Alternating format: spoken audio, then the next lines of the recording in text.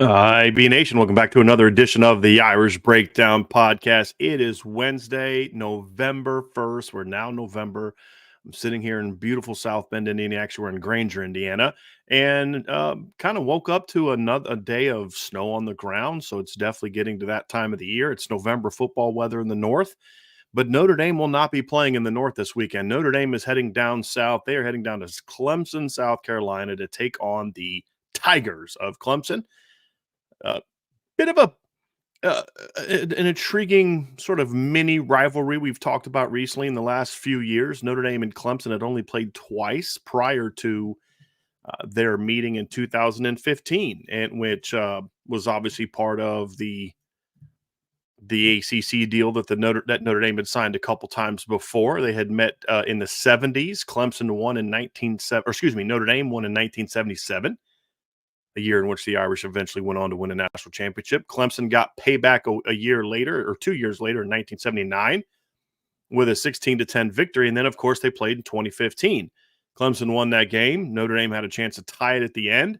A two-point conversion attempt fell short.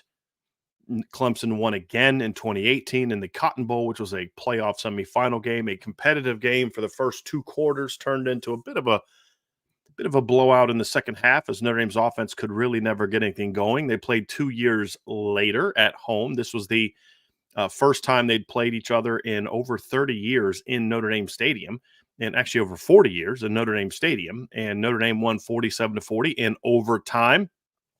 Rematch later that year in the ACC title game, the Tigers won 34-10. And then, of course, last year, Notre Dame and Clemson played last season in Notre Dame Stadium in a game that Notre Dame dominated 35-14. It was 28-0 at one point in time before the Tigers finally got on the board. And now we are here in 2023 with another matchup. And it's the first time these two teams have played each other in back-to-back seasons for quite some time. Actually, first time ever that they've played each other in back-to-back seasons. And it's a huge game for both teams. You know, Ryan and I talked about this on the Tuesday show, where Notre Dame's playing – they're playing for building your resume. They came out last night ranked 15th in the college football playoff rankings. And if Notre Dame wants to get to a New Year's Six Bowl, they've got to climb up the rankings. Clemson, on the other hand, is not ranked in the top 25, which is just so weird to say because of just how steady this program has been, even before the title run. Even in the Taj Boyd years, you knew they weren't title contenders, but you knew that, Clemson was going to win 10-plus games a year. You just knew that they were going to be that. And now Clemson's in a situation where they're 4-4 and they're fighting for their lives. And that's what's at stake this weekend. The Tigers are going to come out in this game. And I absolutely expect Notre Dame needs to expect that this team is going to be fired up and you're going to get the best shot they have. You're going to get the team that looked a lot.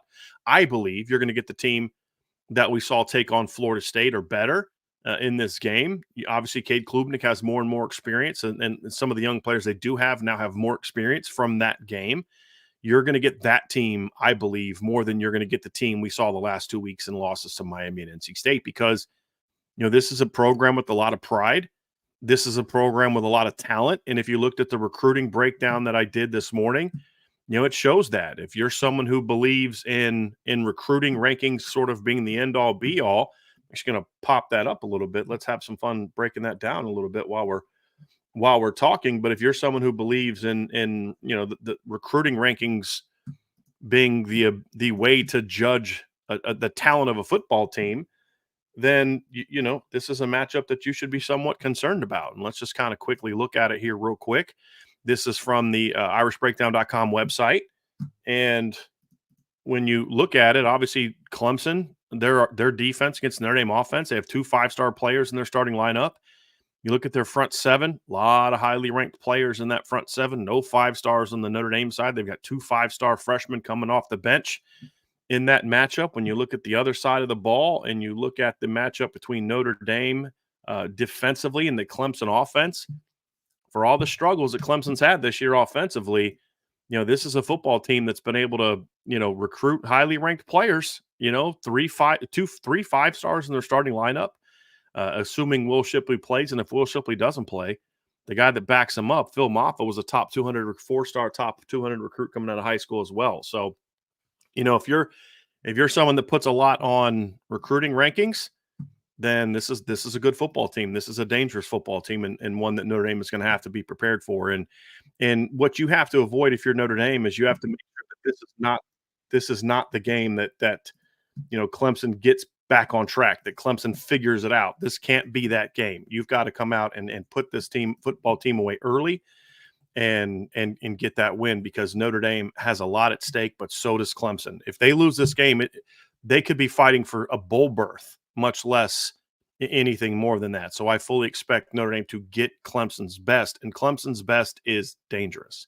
There's no doubt about it. Now, should Notre Dame win this football game? Yes, absolutely, they should win this football game. There's no doubt about it. I'm not considering spin it to you that beating Clemson should vault Notre Dame up 10 spots in the college football playoff rankings, because this is not a vintage Clemson football team. Nobody will make that argument, but this is still a good football team and a dangerous football team. And we're going to break down several aspects of this game in today's midweek rundown.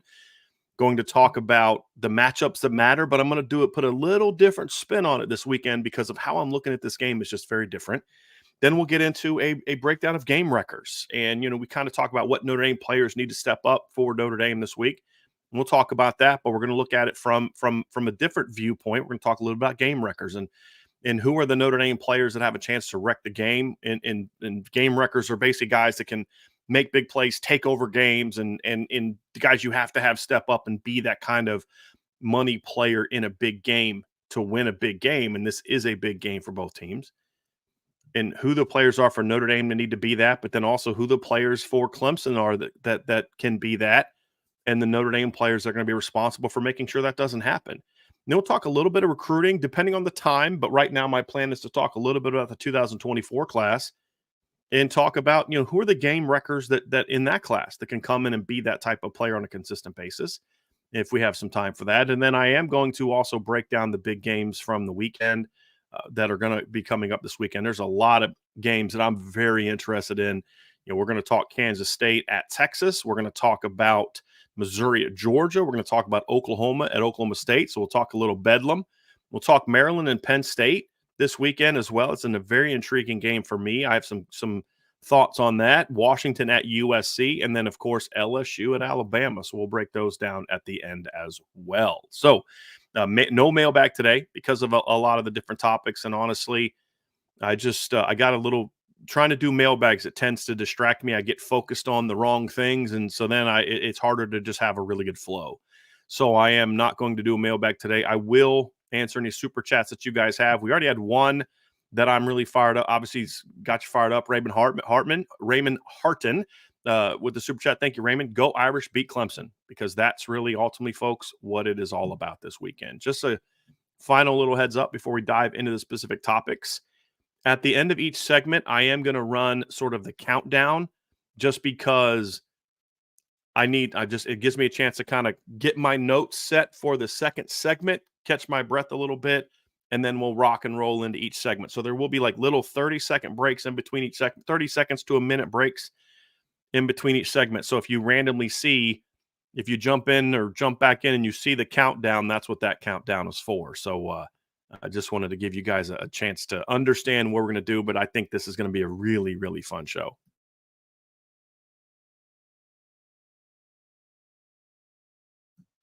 I want to kick the show off talking about the matchups that matter, and here's how I'm going to do it today. It's going to be a little bit different. Normally, I would go rush offense versus rush defense on both sides, pass offense, pass defense on both sides. But as I break this game down and I break down these two teams, it's really fascinating to look at how similar they are in so many different ways. They're both big-time defenses this year, whose offenses at times have been the reason for losses, and whose offenses haven't always stepped up to the plate in some big moments, whose special teams have not always stepped up to the plate in big moments, but also offensive teams that have talent at certain spots, that have potential in certain spots, that have the ability to, when they're right, really put up some good yards and move the football, but for whatever reason, and it's different for both teams, are unable to take that big step. Now, Notre Dame has had the last couple weeks offensively has certainly taken some steps forward, but it is really fascinating. And so the way I'm going to look at this, so that way we're just not kind of being monotonous and doing the same thing week after week, is sometimes there's just a little bit of a different way to look at it. And the way that I want to look at it this week is first and foremost comparing the strengths and the weaknesses of this football team and talking about how similar they are, and then also looking at it from a of this part of the Notre Dame team needs to outshine that part of Clemson, because even from a reputation standpoint, I would argue that Clemson right now has a better reputation still right now than Notre Dame defensively. And you're going to see this is a really good Clemson football team, but I think it's a better Notre Dame football team, and we'll dive into all of that during these segments. So I'm actually going to compare the similar units, the units that are the same, and dive into it that way. And then at the end, I will take one Notre Dame versus Clemson matchup. So I'll take the Notre Dame pass offense against the Clemson pass defense and why that's such a huge matchup. And on the other side of the ball, the Notre Dame rush defense against the Clemson rush offense and why that is such a big part of it. So we're gonna look at it differently, because I am really fascinated by just how close these teams are, by how similar these two teams are and how they're constructed. Now, they're not identical twins, so it's not that type of thing where they're just the same team, but it is fascinating how similar they are in a lot of different ways. And I just that's just been so like I just keep looking at this matchup, I keep looking at this breakdown, I keep looking at the different parts of this game, and I keep saying to myself, man, these teams are just so similar.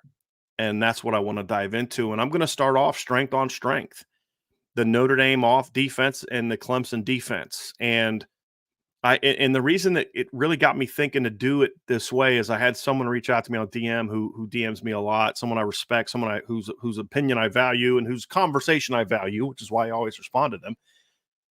Says to me, hey, I just don't feel good about. Basically, I don't feel good about this game because I don't trust the Notre Dame offense against this Clemson defense. And I wanted to be like, well, isn't Notre Dame's defense pretty good too? And Clemson's offense should have some concerns as well when you compare the two. And so that's what I wanted to dive into is to look at, Clemson's considered this great defensive football team with all these NFL players, and it's true.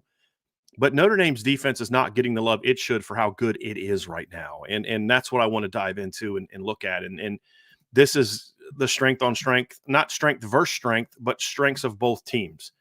And when you look at Notre Dame this season, their success largely has been because of the defense, and the offense hasn't always done what it needed to do. And when you compare these two teams, Notre Dame versus Clemson, Notre Dame ranks 10th in college football in scoring defense. Clemson ranks 21st. Now, part of that is the fact that Clemson has given up touchdowns in other ways. It's not just, the defense hasn't given up all those points is basically the moral of the story. And I believe they've given up 3 touchdowns this season. They've given up 2 pick sixes this season. They've given up a fumble return for a touchdown this season as well.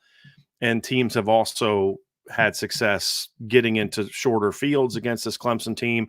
If you take away those 21 points that they've given up just those 21 points, and then, that drops Clemson down to 18.4 points per game, which puts them in a little bit of a different stratosphere, obviously, from a scoring defense standpoint. But it's just not just that. That would rank them 20th. It's also they've had to deal with short fields and things along those lines. Because as you see, teams don't move the ball on Clemson. They're only giving up 266.3 yards per game this season. And when you look at their defense, it's not like they've got some really bad games that they've had, but it's balanced by some other bad games. They've been just pretty steady all year, in my opinion. And you're looking at Clemson's total defense numbers. They've yet to give up 400 yards of offense to anyone this season. Their highest mark they've allowed is 362, which they gave up to Miami. The highest yards per play they've allowed all year is 5.8, which they gave up to Duke. Next highest is 5.5 against Florida State, and then 5.1 against Miami. So only 3 teams have gone over 5. If you look at Notre Dame, they have also not given up more than 300 or given up 400 yards a game this year. The most they allowed was 366, which is 4 more than the most that Miami's given up. and they gave that up against Ohio State. Their next is 330 or 344 is next, 330 is next, 322, and so they obviously have had some success that way. Now, an interesting way to look at this too is I like to look at things with you take FBS games out of the equation, and when you take the FBS games out of the equation, so Charleston Southern for Clemson and Notre Dame, Tennessee State, the numbers are almost identical. And it again, it's really fascinating. Clemson against FBS opponents only is giving up 294.6 yards per game.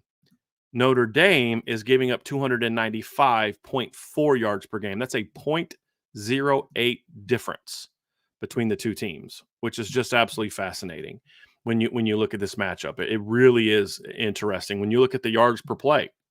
So they rank 9th and 10th in that regard. If you look at yards allowed per play, Clemson ranks 12th, Notre Dame's 14th. Against FBS-only teams, Clemson has given up 4.6, well, actually 4.59. Notre Dame has given up 4.65. So they're very, very similar teams when you look at how they've played, because Clemson held Charleston Southern to 73 yards. And that obviously has really inflated their numbers. Notre Dame gave up 156 to Tennessee State. Now, here's where Notre Dame has had some more dominant moments. Notre Dame held Navy to under 200 yards. Clemson has not held any FBS teams to under 200 yards, but they did hold NC State to 202 this past weekend in a loss. Notre Dame's next lowest after the Navy game is 255, which it held Pitt to this past weekend. So very, very similar between these two teams. And a big part of this game, the reason it matters is because a big part of this game is going to be which defense can play the best, which defense can make the most stops. When you look at the total offense and the scoring defense numbers, they're similar. Clemson's defense is giving up, giving up about 18 points a game, just them alone. Notre Dame is obviously in a situation where they are 15.3, so they're better.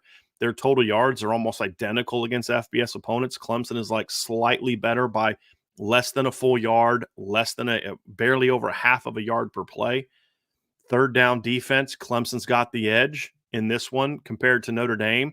Red zone defense, Notre Dame's got a big edge. Notre Dame has the number 2 red zone defense in college football, the number 5 red zone touchdown defense. If that number looks familiar, that 9 for 25, it's because it didn't change from last week. Pitt never got into the red zone last week. And then turnovers gained, that's another area where Notre Dame has a big advantage compared to Clemson, whereas Clemson on their part has been a much better at limiting big plays this season. So there's so many different similarities between these two teams that makes this just a fascinating matchup. And you see it go through all different parts of it. There's play areas where Notre Dame is better and areas where Clemson is better. Rush defense, Clemson has the edge. Their run defense has been better this season.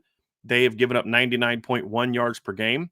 Notre Dame has given up 121.39 this season. If you look at it from the standpoint of against FBS-only teams, Clemson still has the edge. Clemson right now against only FBS opponents is not quite as good as they are here. They rank 24th, 111.6 yards per game. Notre Dame is still 36th at 125.4. So Notre Dame, their improvement is not as significant if you take out the FCS game against Tennessee State and then Charleston Southern. If you look at yards per rush against FBS-only opponent teams, Clemson is ranks 27th. Notre Dame is 37th. So Clemson is still better no matter how you look at it. And a big part of that is, honestly, Clemson's been more disruptive. That's a big part of it. Now, the total, the tackles for loss, the raw number, the 47 for Notre Dame, the 61 for Clemson, that's the overall number. The rank is for tackles for loss per game. So Notre Dame ranks 94th in tackles for loss because Notre Dame still played one more game than most teams. Clemson ranks 12th. That's been the big difference this year. Clemson has allowed fewer big plays. Part of that is because they've played fewer games, but even on average, if they played the same number as Notre Dame, you'd have to bump them up 1 to 7. It'd be like 6 point something. You'd have to bump it up to 7. And then Notre Dame has given up 8. So very similar there. That's a raw number because that's closer than the ranking because, again, that's a raw number ranking. Notre Dame has played more games than most teams. Notre Dame has played more games than Clemson. So if you do Clemson's ranking and you add a game to, or the number you add a game to it, it's 6.75. So you'd round it up to 7, essentially. And so it's very close there. Neither give up big plays in the run game, but Clemson has had the better run game, and that's gonna matter here in a little bit when I start breaking it down to you. But you can see that the Clemson run defense, it has been better than Notre Dame's. What is interesting too, though, is there are some similar matchups. They've played similar teams, and they've played 2 similar teams, and I think the run defense numbers are kind of interesting for that one. When you look at Clemson against Duke. Duke rushed for 199 yards against Clemson, 189 yards against Notre Dame, which is obviously very similar. So Notre Dame actually allowed 10 fewer yards, but over almost fewer yards in that game. So Clemson went for 6.6 yards. Excuse me. Duke went for 6.6 yards against Clemson. They only went for 4.7 against Notre Dame. So that's advantage Notre Dame in that particular matchup. If you look at NC State and how the NC State offense was against Notre Dame, the NC State offense rushed for 84 yards. They only rushed for 64 against Clemson. And they went for 2.8 yards against Notre Dame. They went to 0.5 against Clemson. So if you look at the two together, Notre Dame and Clemson are very similar in yards per play, but Notre Dame has a much better advantage in yards per attempt against those two opponents. The other thing to take into consideration also is the quality of the opposition. And when you look at Notre Dame, neither team has really played a lot of great rushing teams, although Notre Dame has played Navy, which ranks 16th. If you look at Notre Dame's schedule, obviously 2 similar teams. North Carolina State ranks 15th. They've both played that team. Duke ranks 37th. They've both played that team. Central Michigan ranks 63rd in rushing offense. Ohio State ranks 93rd in rushing offense, which is just fascinating to me. I still find that just wild. Louisville ranks 33rd. USC ranks 71st, and Pitt ranks 115th. Then if you look at the Clemson schedule this season, they have played Duke, which we talked about.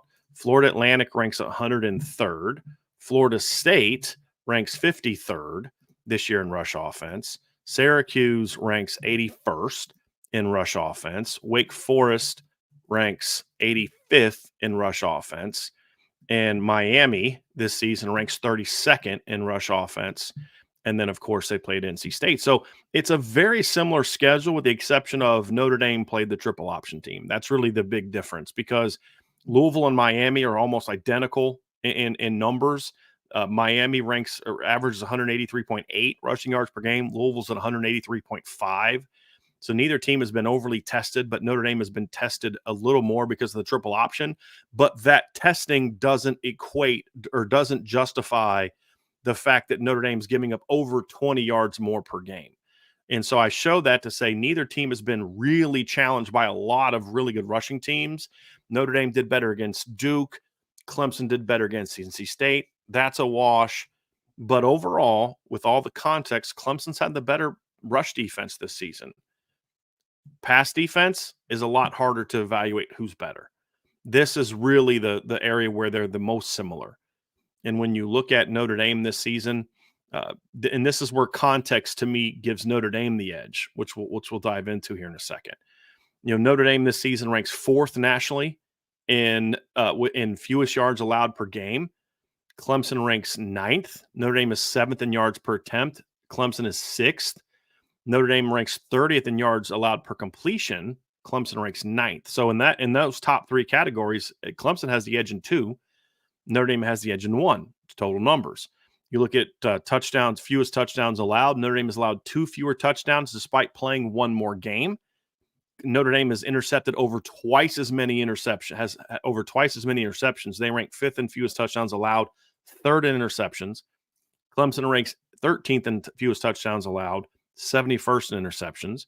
Notre Dame ranks 3rd in lowest in completion percentage against. Clemson ranks 22nd. Notre Dame ranks 3rd in pass efficiency defense, and Clemson ranks 12th. Notre Dame ranks 13th in fewest big plays allowed, 30 plus. Clemson has allowed 6. They rank 8th. Now, again, if you add that together, or if you take Clemson's average and then Notre Dame's average, they're both at 7.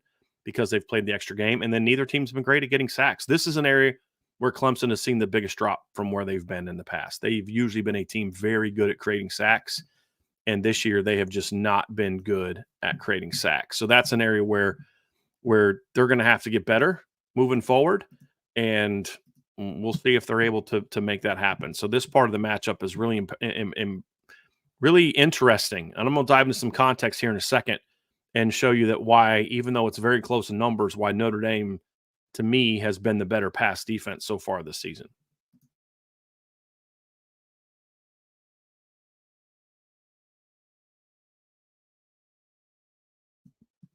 So I think context matters. And I'm a big fan of that. I think it's easy to just take numbers and spin them. And I like numbers. I'm always been a fan of numbers. My issue has always been people misuse numbers. People abuse numbers. People refuse to look at proper context and say, hey, this should be something that's taken into account. So when you look at Notre Dame, for example, and you're breaking down the pass game numbers, if you're trying to make an argument for Clemson, you could say, well, look, Notre Dame plays Navy, right? Navy is 132nd out of 132 teams when it comes to passing offense. I'm like, okay, that's fair. But then I would argue on the opposite end that, you know, Florida State right now is I believe the best pass offense that Florida State has played this year. That Clemson has played this year. So far, Clemson, when you look at the teams they've played, Duke is 115th in passing offense. Notre Dame has also played them. NC State's 107th in passing offense. Notre Dame has also played them. They've also played Florida Atlantic, who ranks let's see here. Florida Atlantic ranks 68th in passing offense. They played Florida State, who ranks 26th in passing offense. So that's a good team. That's a good pass offense that they faced. They play Syracuse, who ranks 77th in pass offense. Wake Forest, who ranks 101st in pass offense. They play Miami. That's Miami of Ohio. They play the Miami Hurricanes, who rank 38th in pass offense. And then, of course, this past week, and they played NC State. So they play 2 top 40 pass offenses, no top 25 pass offenses. So, okay, how does that equate to and actually only 2 top 70 passing offenses? Then you look at Notre Dame. Notre Dame has played Navy. Yes, that helps Notre Dame's case. Notre Dame has also played number 7 USC. They've also played number 15 Ohio State. So Notre Dame has played 2 top 15 passing offenses. And when you look at the entirety of the Notre Dame schedule and you look at the teams they've played, yes, like Clemson, they've played some lower ranked teams, Navy, NC State, Duke, and Central Michigan. But Notre Dame has the advantage because they've also played 3 pretty good pass offenses. They've played the 2 that I mentioned, and then Louisville. Well, if you look at Louisville's numbers, Louisville right now ranks in the 40s. They rank 43rd in pass offense. Well, a big part of the reason that Louisville ranks 3rd in pass offense is because of Notre Dame holding them to 145 yards. If you look at Louisville's numbers on the season, even if you include the Duke game, where they only passed for 117 yards against Duke, if you just take out the Notre Dame game and look at where Louisville is from a number standpoint, I'm going to do the math here real quick. Notre Dame held them to 145 yards. And if you look at Louisville, that they would then still average 281.7 on the season, which ranked them 29th. So their number's even lower because they played Notre Dame. And then Notre Dame held Ohio State about 35 yards below their season average in passing. And they held NC State or USC to over 130. Actually, when you look at it, it's about 130. Let's see what they have, 129 right now, over 100, about 140 from where they are against everyone not named Notre Dame. And then, as I said, even just taking Louisville for where it is now, they held Louisville to over 100 yards below their season average. And so that's where I would make the case that for Clemson, that gives Notre Dame, to me, the advantage in that game because they were able to hold them to where when you look at Florida State, for example, Florida State passed for more yards against Clemson than they average on the year. Florida State averages 285 yards per game. They passed for 289 against Clemson, right? And then Miami, Florida averages, let's see here, 272 yards on the season. They were held to 151. So that's similar to the USC game. Well, the difference is Notre Dame held Ohio State to 35 below, and Florida State went over. So even if you look at how they did against the two best teams they played, uh, Notre Dame has a clear advantage. But this is two great parts of this game. And you've got very similar cornerback rooms stylistically. Sheridan Jones is very similar to Benjamin Morrison in size, a little thicker because he's older. Nate Wiggins and Cam Hart are both tall, skinny, really sticky cover guys. Good safety rooms, but not elite safety rooms by any stretch talent-wise. Andrew Makuba is a really good football player, just like Xavier Watts is a really good football player. Jalen Phillips is a smart, heady, veteran fifth-year guy, a lot like DJ Brown. So they're very similarly constructed. They're very similar from a ranking standpoint. And it's going to come down to which of these units is going to play the best against an offensive unit that's struggling. And that's where you kind of get into the next part of the ranking, which I'll get into here in a second when you compare the offensive sides. Overall, this is where Notre Dame has a huge advantage is you start getting into offense, right? So we broke down how the defense is ranked. They're very comparable in a lot of ways. Just on paper alone, Notre Dame has a significant advantage here. And this is the part of the matchup that I don't think enough Notre Dame fans are taking into account when they have doom and gloom about this game. Doesn't mean that Notre Dame can't lose. They can. Clemson can beat Notre Dame. But when you talk about they both bring great defenses to the table, I just showed you the stats to break that down. But when you look at the offenses, Notre Dame has a clear advantage in from an offensive standpoint. Obviously, Notre Dame ranks 12th in scoring offense. Clemson ranks 64th. They're very similar in total yards. Notre Dame ranks 41st with 427.9 yards. Clemson ranks 49th at 416.6. But Notre Dame ranks 10th in yards per play, and Clemson ranks 80th in yards per play. Notre Dame is at 7, and Clemson is at 5.5. And so you ask, well, how can that be? Well, Clemson on the season in 8 games has ran 606 plays. Notre Dame on the season has ran 553. So Notre Dame has ran 53 fewer plays than Clemson, but they have one more game. Well, why is that? Because Clemson is not a big play offense. Clemson on the season in 8 games has 14 plays of 30 yards or more. That ranks them 90th in college football. Notre Dame on the season ranks 25th or ranks 13th in most yards per most big plays of 30 yards or more. They rank this season. Notre Dame ranks has had 25. So that's a very clear advantage to where they've done. And then you ask, well, they rank 49th in yards, but only 64th in points. Well, that's go down to the bottom. That's where that comes into account. They're not very good in the red zone, and they are not a very good. They do not protect the football. That's been the big Achilles heel for Clemson, because it's actually kind of weird when you look down at their red zone number, for example, and you look at the Clemson red zone offense. Notre Dame's actually been a pretty decent red zone team. They only rank 41st in red zone total red zone percentage, but they're 16th in red zone touchdown percentage. So that's obviously the percentage of times when you get in the red zone, you convert them to touchdowns. I didn't put the Clemson number on there. Clemson ranks 99th in red zone touchdown percentage. But here's the interesting thing. If you look at Notre Dame in 9 games, Notre Dame has gotten into the red zone 34 times. Clemson in 8 games has gotten into the red zone 41 times. So that's the thing, that's the concern, is because Clemson is very good at getting into the scoring zone. They actually rank 7th in college football in most trips into the red zone, partly because their offense can move the ball at a decent level. And the other part is because their defense gives them short fields. So Clemson's actually been able to get into the red zone quite a lot. And they turn the ball over. They've had some special teams issues this season. I mean, if we're going to be honest about it, that's been a bit of an Achilles heel for them. They missed a 29-yard field goal against Duke. Against Florida State with a chance to win. They're 7 of 14 on field goal attempts. They've missed half their field goals, which is a big part of the problem. And I know Notre Dame didn't start off real well when it comes to making field goals. Spencer Schrader at one point in time was below 50% as well.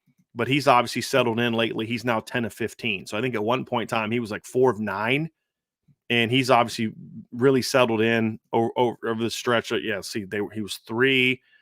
See, he was 3 of 7 through the Ohio State game. In the last 4 games, he's gone 7 of 8. So he's settled in, but Clemson still continues to have issues when it comes to their place kicking. And they even missed a field goal against NC State. They've actually missed at least one field goal in all but one game that they've played this season. They missed 2 against Duke. I'm sorry, 2 games. They did not miss a field goal against Charleston Southern. They missed one against Florida Atlantic, missed one against Florida State, was a game winner, missed one against Syracuse, missed one against Wake Forest, missed one against NC State.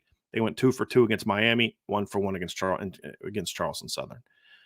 So that's been a big part of their issues as well. But so they can move the ball, and that's why the Notre Dame defense can't just come out and just assume they're just going to shut down a struggling Clemson offense. They have to do to Clemson what everybody else has done, which is force turnovers. That's going to be the big key. Get them into 3rd and longs, force turnovers. Don't let them get touchdowns. Don't give up big plays. The things that they're not good at, don't let them be good at. That's going to be a big part of the success for Notre Dame in this game. Let's get into the more detailed aspects of it. Rushing offense. Clemson this season is a better. Actually, that's the other stat. Let me see. Get here. Where's it at? Here we go. No, that's not it either.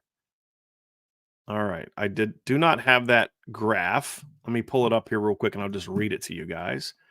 So that's on me. I thought I had that graph pulled up. Let me just see here real quick.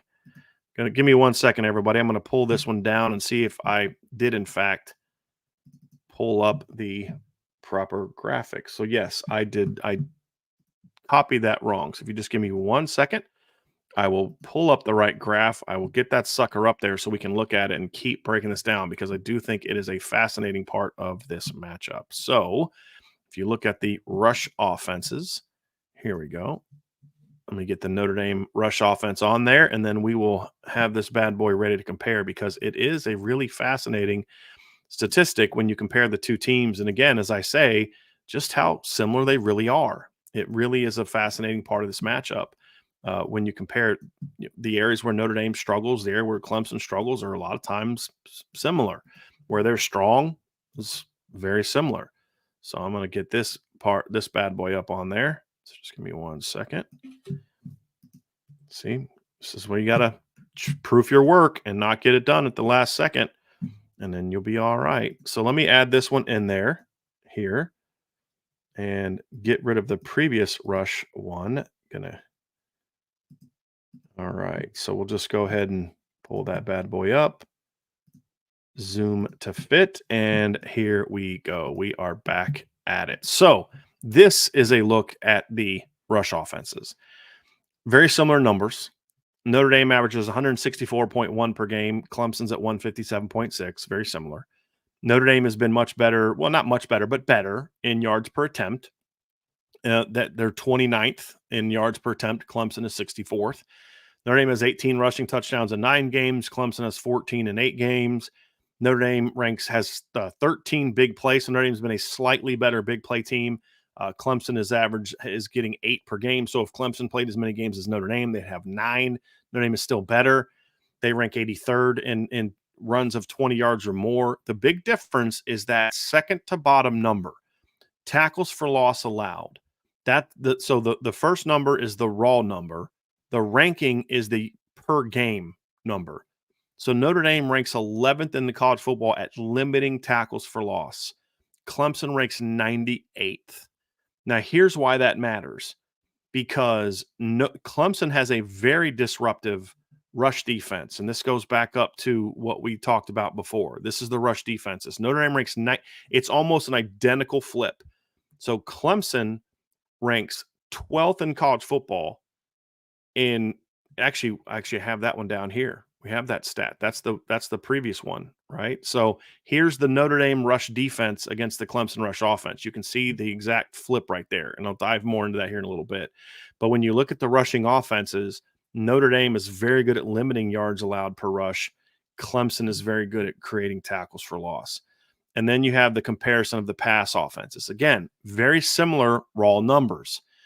Notre Dame ranks 44th in passing yards per game at 263.8. Clemson is at 259.0. Notre Dame is much better when you dive into the overall numbers, however. And this comes down to attempts. This comes down to opportunities. Clemson obviously has a pass offense that's very much, I wouldn't call it dink and dunk. I don't think that does it justice. But it's a lot of quick game. And when you compare the two teams this season, Clemson and keep in mind, Notre Dame has played one more game than Clemson. So Clemson has played 8 games. Notre Dame has played 9. I'll pull this up right here. In 9 games, Notre Dame has attempted 253 passes. In 8 games, so one fewer game, Clemson has attempted 309 passes. In 9 games, Notre Dame has completed 167 passes. Clemson has only completed 200. Now, despite Clemson has completed 200 in 8 games. Not only, but they've completed 200 in 8 games. Notre Dame is only at 167 in 9 games. So obviously the yards per game are similar, but when you look at Notre Dame and you look at the dive into it, again, it's an opportunity thing. Notre Dame ranks 8th in yards per attempt. Clemson ranks 93rd in yards per attempt. Notre Dame ranks 16th in yards per completion. Clemson ranks 121st. Notre Dame gets a lot of touchdowns in the pass game, 21, which ranks 10th. A little bit skewed. A lot of teams that are around them have played 8 games, so they'll drop a little bit once everybody gets even on numbers. But I promise you this, Clemson's still not going to be close. Notre Dame and Clemson both have 5 interceptions. Notre Dame's obviously played one more game. Notre Dame ranks 25th in completion percentage. Clemson's at 33rd. But Notre Dame ranks 3rd in pass efficiency. Clemson ranks 71st. And this is the other area. Again, it's just like the run game. The biggest difference between Notre Dame and Clemson is twofold. Notre Dame rips off a lot of big plays. Clemson doesn't. Notre Dame doesn't turn the ball over. Clemson turns the ball over. That's the biggest difference in this game, which is why the defensive matchup is so important. So important is which defense can still play their game against these struggling offenses, but offenses that haven't been as good as their defenses. With Notre Dame, the story is a bit interesting because when you look at Notre Dame's raw numbers offensively, it's actually really impressive. I mean, Notre Dame right now ranks 12th in scoring and 10th in yards per play. And even if you take away Notre Dame's non-offensive touchdowns, and they've had quite a few this season, Notre Dame is still a better offense than Clemson. So Notre Dame has a kick return and a punt return for touchdowns this season. They have 2 pick sixes and 2 fumble returns for touchdowns this season. Now, one of them, so that's 6 touchdowns. They missed an extra point on 1. So even if you take away those points, Notre Dame, I did divide instead of. Notre Dame is still at 30. Hold on a second. That's not correct. Give me a second. It is Notre Dame is at 33.8 points per game, just the offense. So taking away, all the scores that they've had on the other side of the ball, that's still pretty good. It's still if you still compare it to Clemson, it's still better than Clemson because Clemson this season with everything included ranks is averaging 28.8 points per game. And Clemson, to me, let me see here. Let me look at Clemson's numbers. No kick returns, no punt returns. They do have 2 pick sixes and on the season. So if you look at Clemson's numbers on offense, let's see here. Clemson has scored 230 points this season. If you take away the 2 that they got off defense, they're averaging 27. So Notre Dame is still a touchdown better offensively than Clemson, just looking at the offense alone. And that factors into where they are. And then, of course, when you take into context of the teams that they've played, that also factors into it. Notre Dame, in my opinion, and statistically it's backed up, Notre Dame has played a much better schedule this year. Notre Dame right now has played the number 8 scoring defense in college football and the number 2 scoring defense in college football, the number 19 scoring defense in college football. Looking at Clemson, I'm looking at the rankings here. Clemson played number 8 Duke and then number 20 Florida State. So they've played 2 top 25 scoring defenses. Notre Dame has played 3. Now Miami does rank 30th in there. So they do have 3 top 30 defenses that they've played. But when you look at the rest of their schedule, Florida Atlantic ranks 55th, Wake Forest ranks 58th, in North Carolina State, who they've both played actually. So those are one of those ones that are washed. They rank 47th this season, and whereas Notre Dame has played, in my opinion, a tougher slate when it comes to scoring defenses. Pittsburgh was a team that was ranked much higher in scoring defense prior to playing Notre Dame. So again, Notre Dame's about a touchdown better against a slightly tougher slate of defensive football teams. But this, to me, is the matchup that's going to have the biggest impact, is which offense can play the best against the other really good defense. That's what it's going to come down to. And all these numbers for Notre Dame don't mean a hill of beans, because against the better defenses, Notre Dame has not been able to score. They have not been able to get the points they need. So when you look at the teams that they've played that rank in the top 30 in total in scoring defense, Notre Dame scored 14 points against Ohio State, 21 points against Duke, and 20 points against Louisville. So they're playing a Clemson team that, to me, is on par with that. Again, Clemson is right now ranks 38th in scoring defense, but that's a lot because of their other sides of the ball. Their defense only gives about 18 points a game. You look at Clemson, they've actually outscored in some instances. They've done better in those instances. The best Duke held them to 7, right? But again, what was the reason why? Turnovers. They had a fumble at first and goal at the 1-yard line. They fumbled a ball and gave to Duke. They fumbled against Miami going in. So they scored 20 points against Miami overall, 17 in regulation. That includes fumbling at the 1-yard line, actually about the 1-inch line, fumbling and giving them the football. And so Notre Dame has to be aware that, yes, their numbers are not great scoring, but it's because they turn the ball over. If you don't force turnovers, then they're going to be able to score more points. When you look at the other good defenses they've played, Notre Dame 18, or Louisville has given up 18 a game. Notre Dame has scored 20.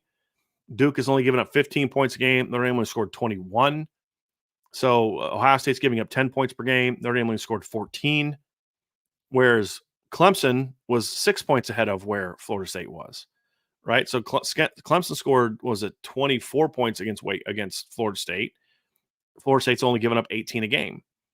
What was the other team? Miami has given up 20 points per game. Clemson only scored 17 in regulation, but that included fumbling at the 1-yard line. So my point is not to say that Notre Dame's offense isn't better. It's just that both of these teams have struggled very similarly against the best defenses on the schedule. That's the point of what I'm breaking down here.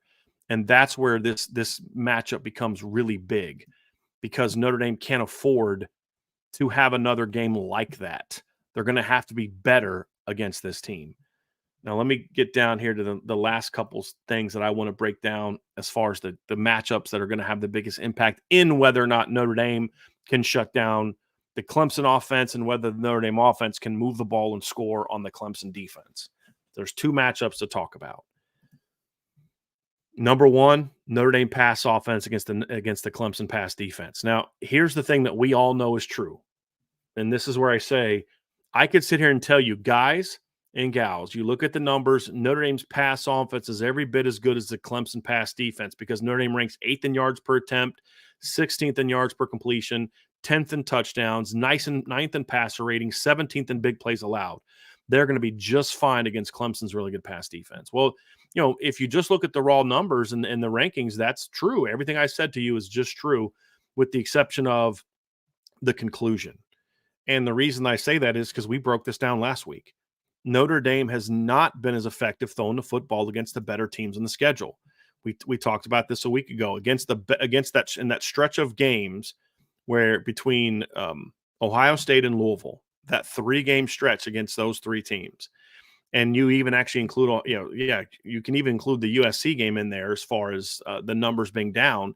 Notre Dame was in the high six range in yards per attempt against those four teams.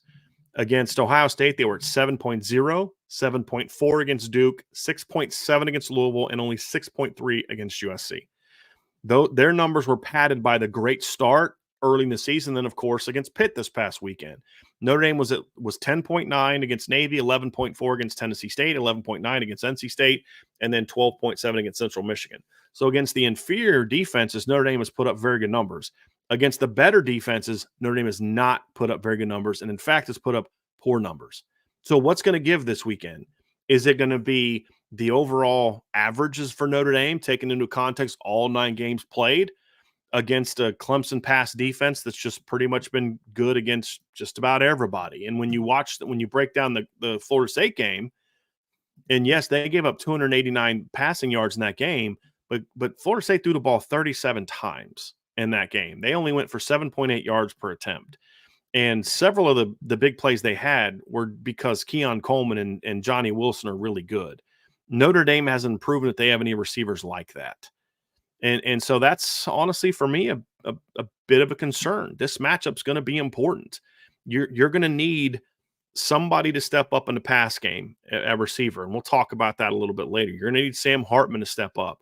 And people talk about, I just saw someone in there say, Sam Hartman being 0-4 against Clemson is concerning. But it shouldn't concern you. He didn't play for a team that was nearly as good. But what I like about it is if you want to say, hey, Sam Hartman's got to step up. He has never beaten Clemson. Well, Sam Hartman went 20 of 29 for 337 yards and 6 touchdowns against Clemson last year. If he plays like he did last year against Clemson, I don't care about anything else in this game. Notre Dame will win this game in a blowout, because what's the difference is his defense, I can promise you, is not going to give up 51 points like the Wake Forest defense did last year. So the 0-4 part is irrelevant. Sam Hartman has had some success against Clemson, whereas against Louisville and NC State, he hadn't really had a ton of success against those teams. Not like he turned the ball over a lot against Louisville. He'd thrown 4 interceptions in the last 2 seasons against Louisville. Against NC State, he'd thrown 6 interceptions in the last 2 years against those teams. Against Clemson, he's had a little bit more success. 2 years ago when they played Clemson, he threw for 312 yards. He went 27 of 43 and threw a touchdown and a pick. And he actually played well in those games. If you go back and break down the game, he actually played well in that game against Clemson 2 years ago. They scored 27 points. They just gave up 48. Last year, he ripped Clemson apart. Just absolutely ripped Clemson apart. And, so his 2 most recent, and even if you go to in 2020, he went 11 of 21 for 182 yards in a 37-13 game. And he went for 8.7 yards per attempt, which is pretty good. If he goes for 8.7 yards per attempt this year against Clemson, Notre Dame will put up some pretty good numbers. I'm confident of that. So this is a big matchup against a really good secondary for Clemson against the Notre Dame pass offense, and guys are going to have to step up. On the other side of the ball, it's about the run game. It comes completely down to the run game. Clemson's been a mediocre rushing team all season. Notre Dame has been a above average rush defense all season.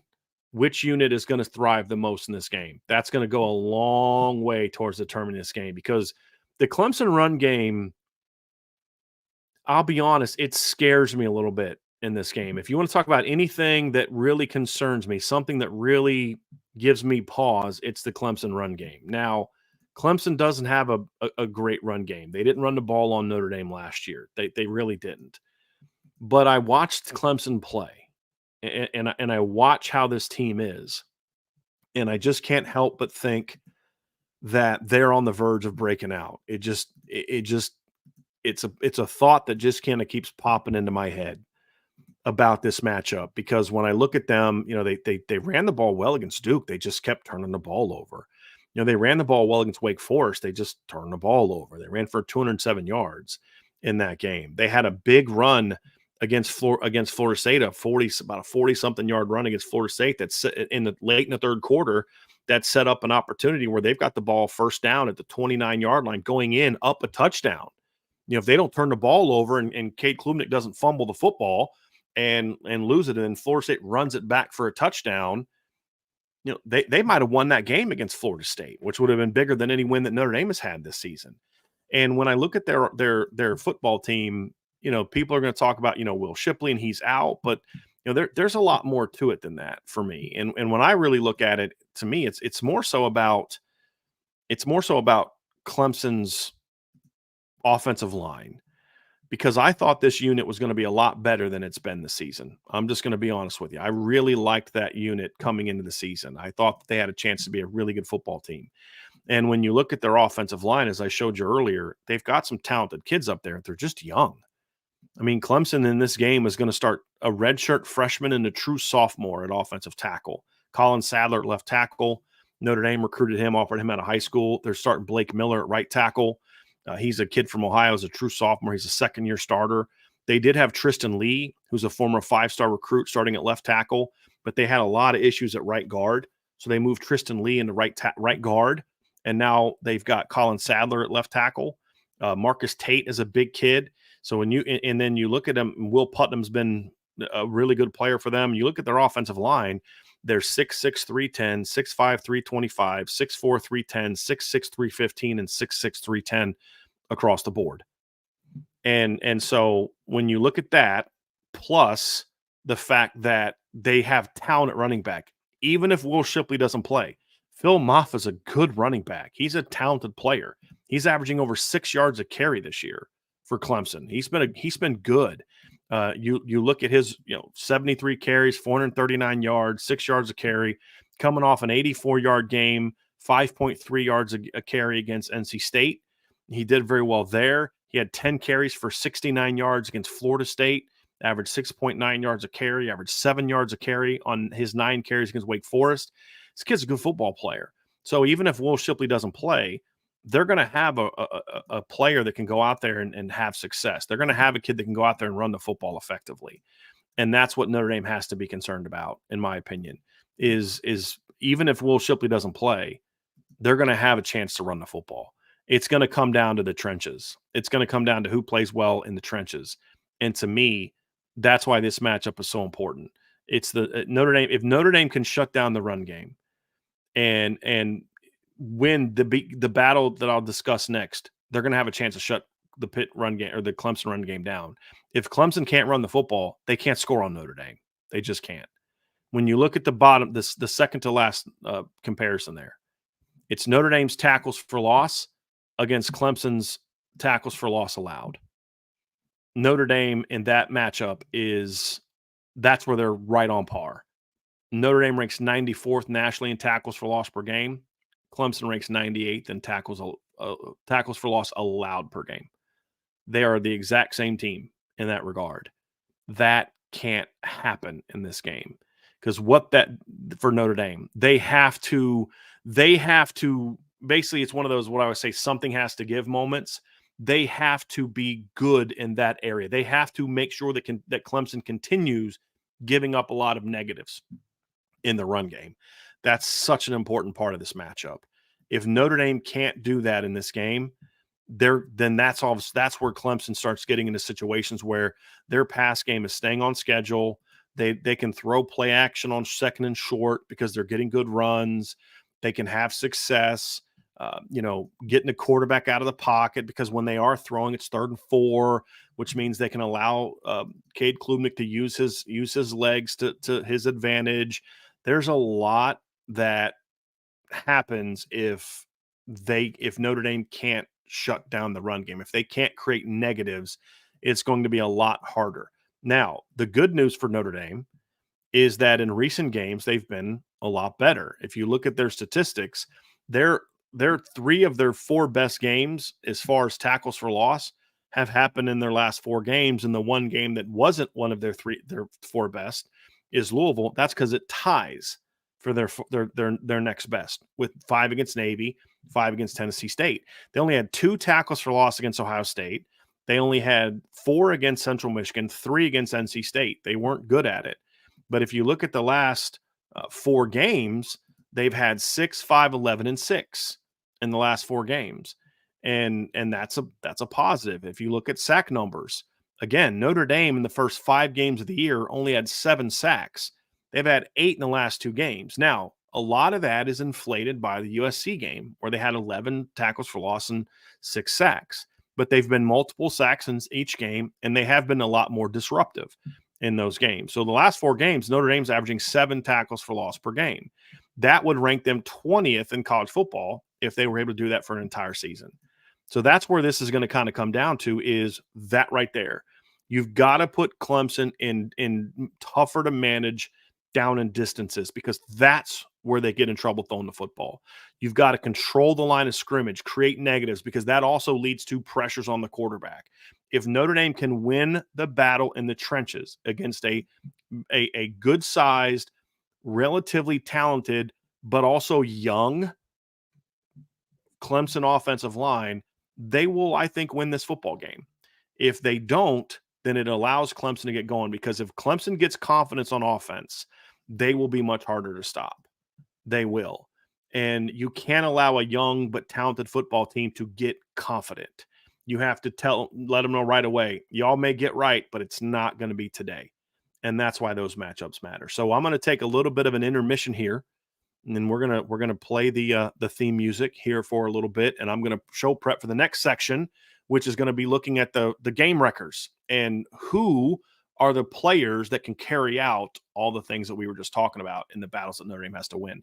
So while I'm doing this and the music is playing, if y'all could do me a little favor and hit that like button, hit the subscribe button, hit the notification bell, share this podcast, and it'll be about a minute or so that I'm going to allow this to run. That is enough time for you to go sign up for the message board at boards.irishbreakdown.com. If you go there, hit log in, it'll see it right there. You can seriously it's that quick. You can get signed up if you go to boards.irishbreakdown.com for a membership, and the time it'll take for me to quickly do this little short intermission and be back and be ready for part 2 of the Irish Breakdown podcast.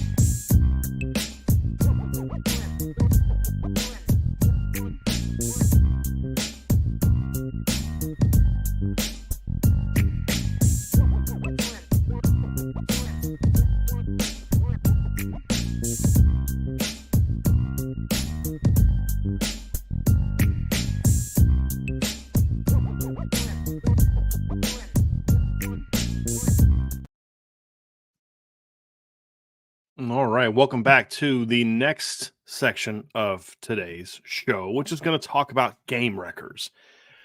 And I think this is a huge part of this game, guys. I'm gonna break it down why I think that's the case.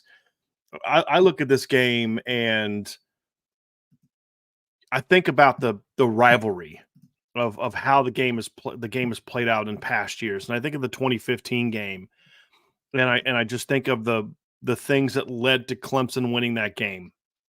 And you talk about Notre Dame's what how was I mean Clemson outplayed Notre Dame in a lot of ways, but what was the difference? No, Notre Dame had some game wreckers that could go make plays. You think of CJ Prosise going for a 56-yard wheel route for a touchdown. You had Chris Brown made a big play. Will Fuller finally got loose for a big play to help Notre Dame win that game. And then Deshaun Watson made a couple plays with his legs in that game. He only threw for 84 yards, but he ran for 93 in that game. But then you look at the defense and you think of just the big pressures that their front had that game. When you think of, their ability to make turnovers, force turnovers from Notre Dame.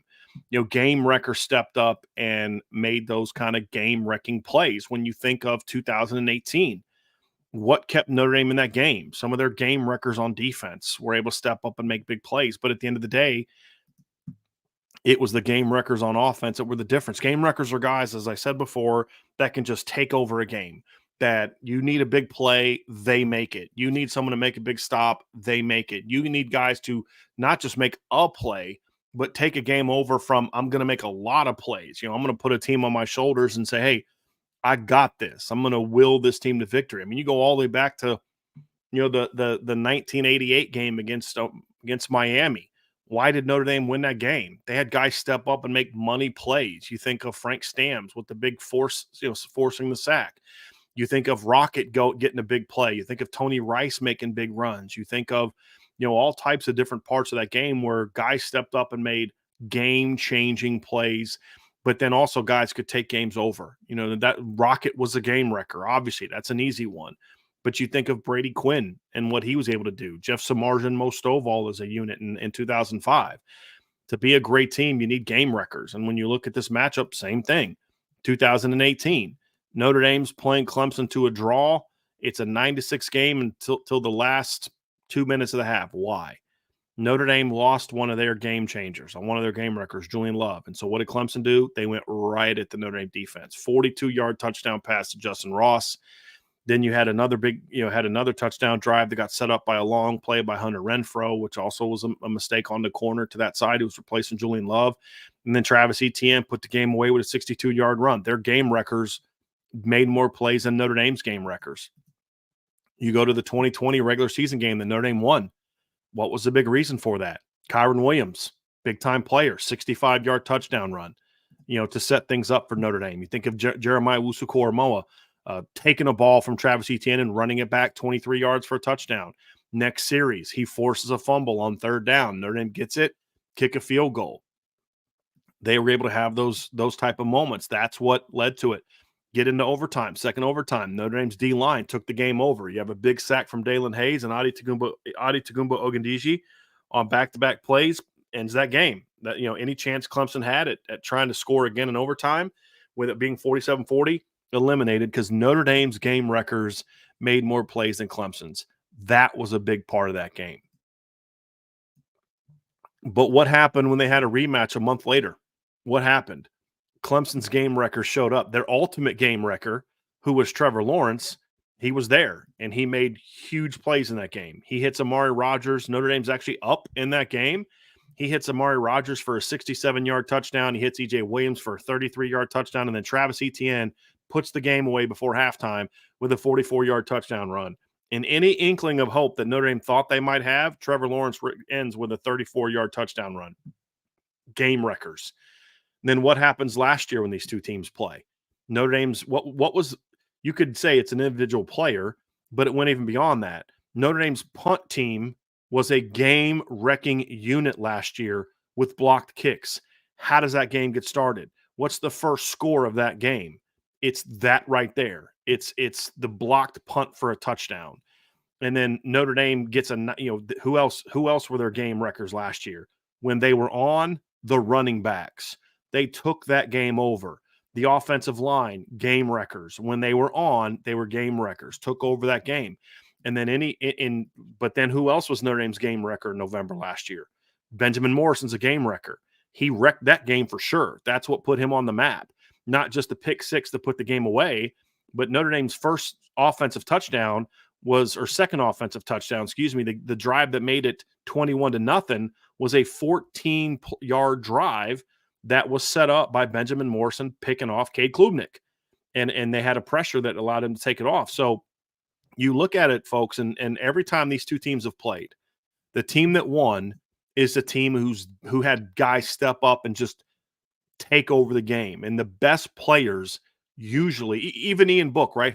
You all know I have my issues with Ian Book and some of the things he did. But in that 2020 game against Clemson in the regular season, Ian Book played like what a lot of people thought he was.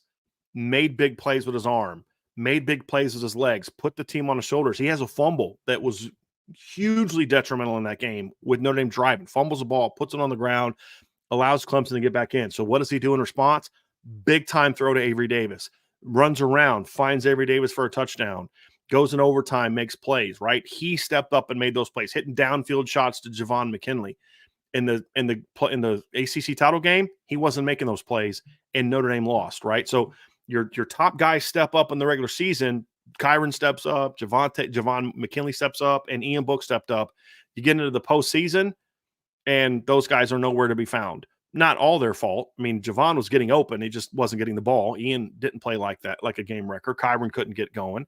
But the D-line for Clemson stepped up and took over that game, right? And so every time you look at these games, it's the same thing. In this matchup, it's the team whose money players make the most money plays that wins the game every single time they've played.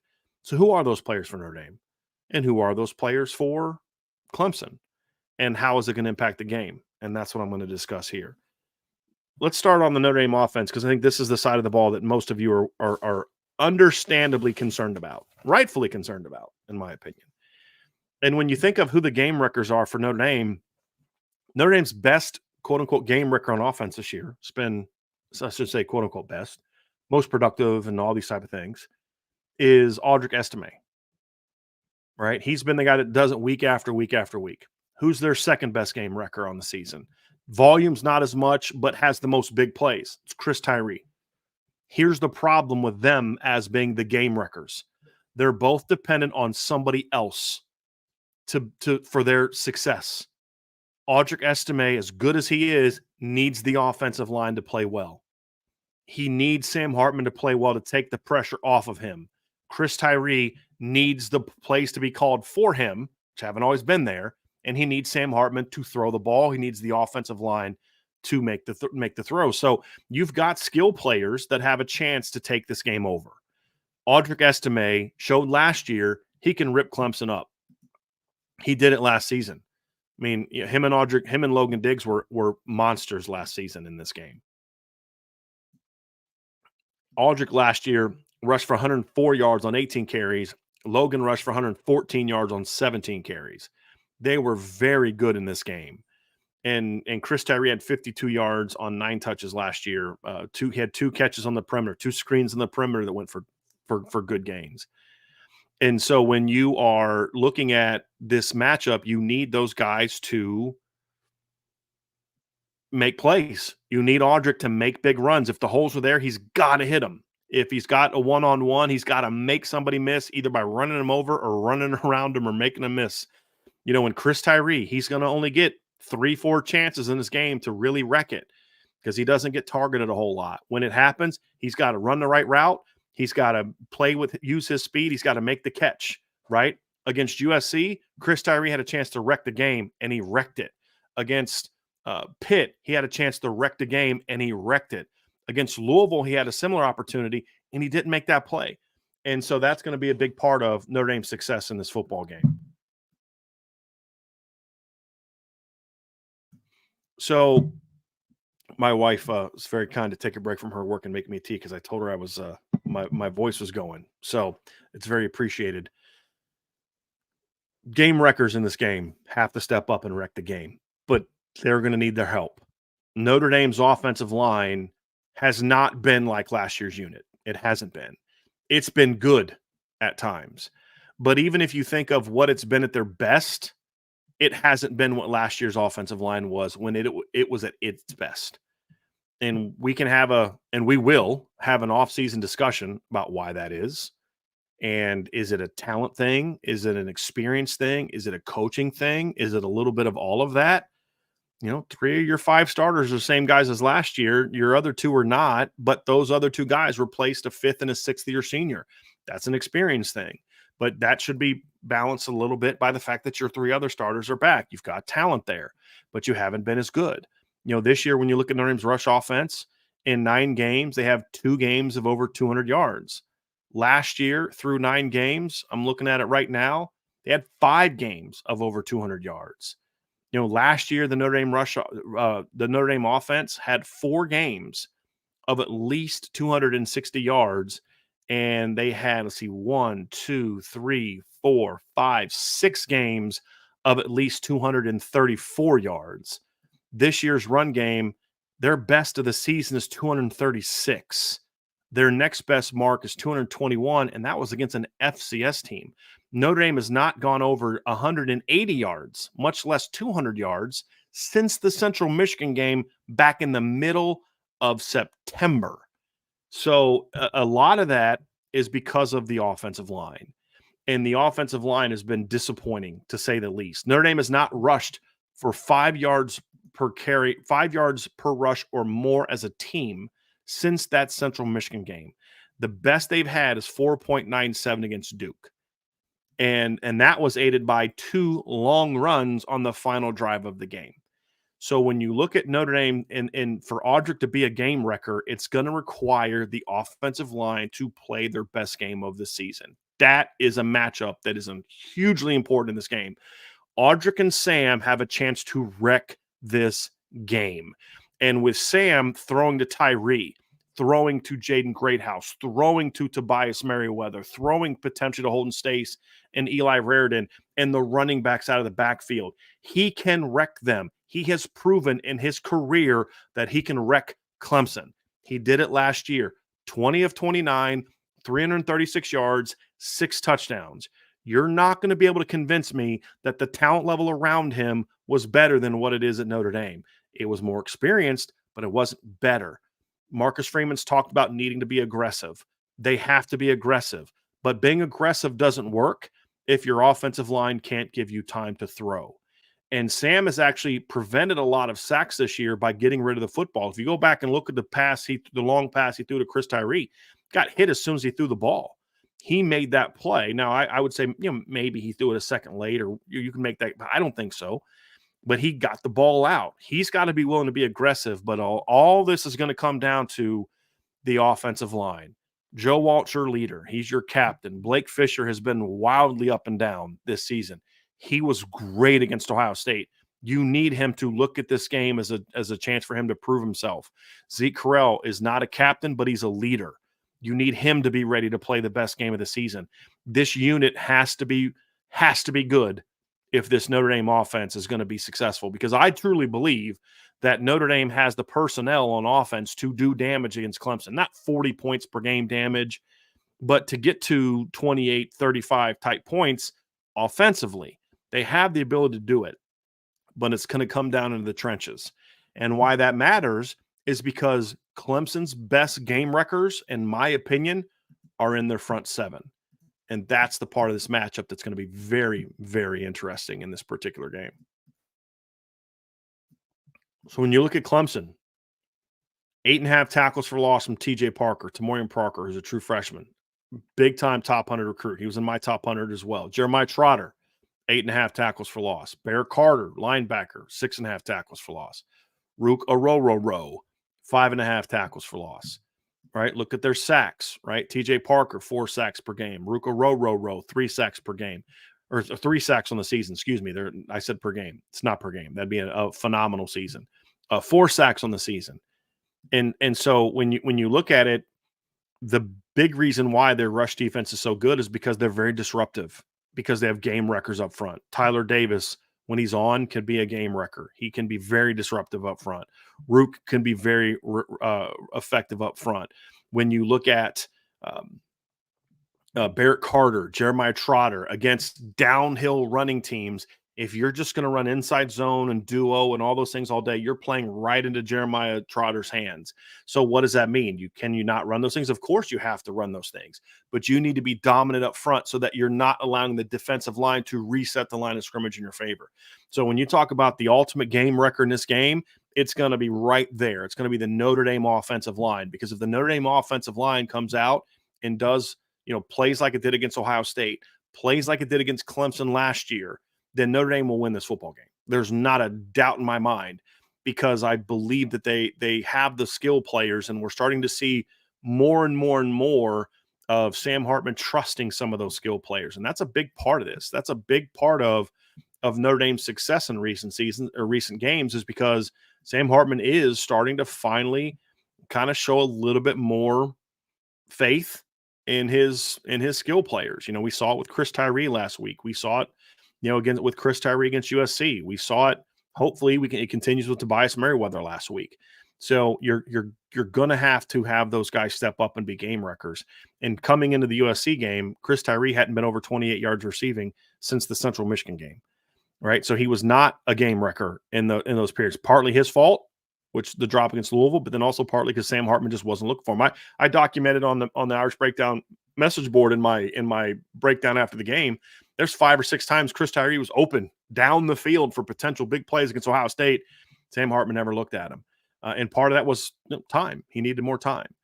And so to me, the offensive line plays well. Sam and Chris have finally found a connection. Maybe you can see, Sam and Tobias develop a little bit more of a connection after the play that happened last week. And all of a sudden, boom, Notre Dame's got a chance to have some game wreckers on the perimeter. But that only happens if the offensive line plays well. So when you want to talk about game wreckers, that's got to be the ultimate game wrecker for the Notre Dame offense. And the Clemson defense, that means that you've got to play well, because if the Notre Dame offense plays at a high level, that means you neutralize their studs in the front seven, just like you did last year. They had Brian Bursey, who was a first-round pick, Miles Murphy, who's a first-round pick, plus and KJ Henry, who I believe got drafted last season. Let me just check on that. I could be incorrect on that, but I thought KJ Henry got, 5th-round pick. So they lost 3 drafted players from last year's D-line.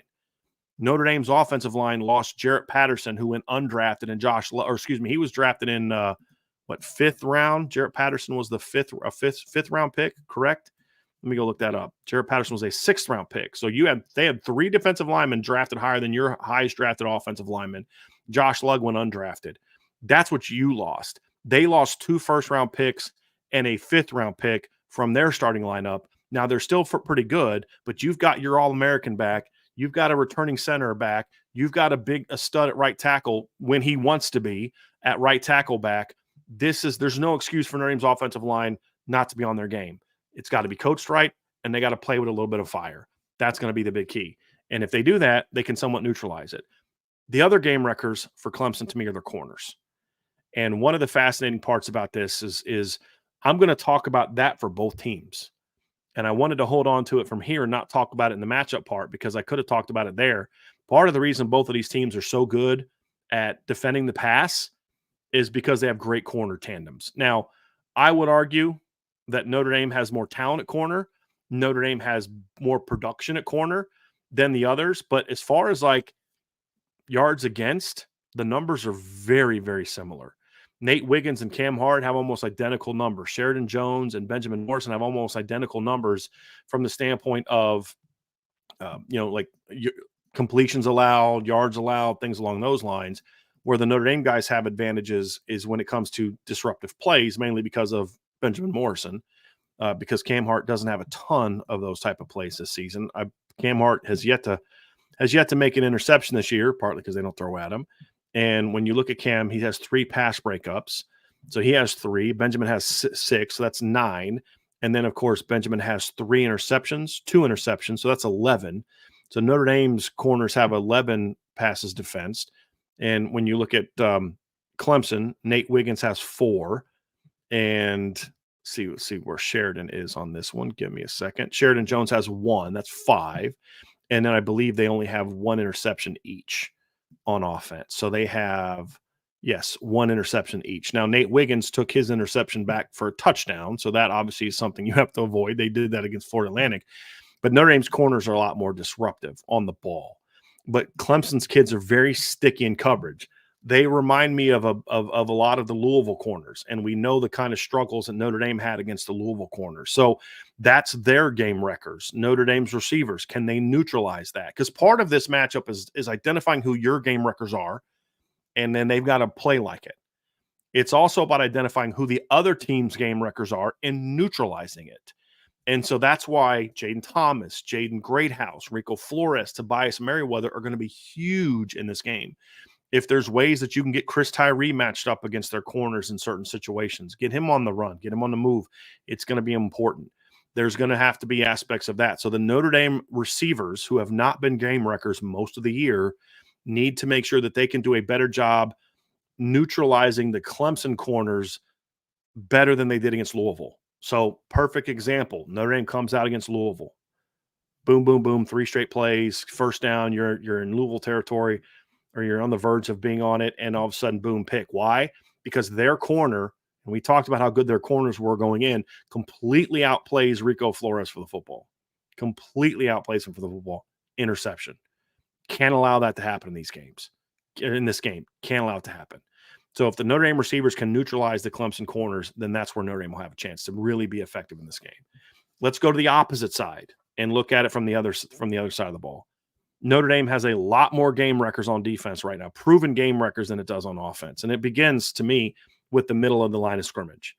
Howard Cross and Riley Mills as a duo have been outstanding this season and have been really, really disruptive, talented players. And even though the numbers don't necessarily blow you away, the 2 D tackles have combined for 8 tackles for loss this season. If you look at Clemson starting defensive tackles and Rook Rowe and Tyler Davis, they've combined for 8.5 in one fewer game. But when you look at this disruptiveness, just on a play-by-play basis, the ability to dominate at the point of attack, Notre Dame's interior guys have to me, have been better and more disruptive, even though the numbers don't show it. Clemson has had issues in the middle with their offensive line. Now, Will Putnam's a good football player, but the other guys that they have had issues. They've had to bench their right tackle, Marcus Mays, this year because he had issues and was a little banged up too. But he had some issues. They had to move their offensive line all around in order to figure out a combination that works. I believe that the NC State game was the first one where they were able to get those guys in the field in those new spots. So it was Tristan Lee's first game at right guard, and it was Colin Sadler's first game at left tackle. So you've got a bit of a new look in that group. So that I got my wife flowers and she just showed them to me. She's all happy. So you got to understand, she never interrupts the show unless I ask her to bring me a drink. So that means she's in a very good mood right now. So go me. And she just got out of a meeting and saw him. So sorry for the interruption, but duty called. But when you look at this matchup, Colin Sadler got his first start this past weekend, but he's played a lot of football. He played 74 snaps this past weekend. He'd played 31, 45, 37, 31, 34, 32, and 25 in previous games. So he has played. He's not a kid. Like I said, he's a redshirt freshman. He's not a kid that has just not played it all this season. But he gave up 4 pressures in the game against NC State, including a hit on the quarterback. Against Miami, 2 sacks and a hit in the game. So, you're going to need your edge players to be effective. But when you look on the inside, that's an area where Notre Dame is going to have to really take advantage and really be just impactful in this game and take this game over. Because if you allow the Clemson run game to get going, you're going to have a much tougher time stopping Clemson. The best way to keep the run game from getting going is to dominate up the middle. And that's where it's going to be important. And then also in the pass game, you have to be disruptive. You have to get Cade Klubnik running outside where he gets dangerous and when he's able to tuck it and get upfield.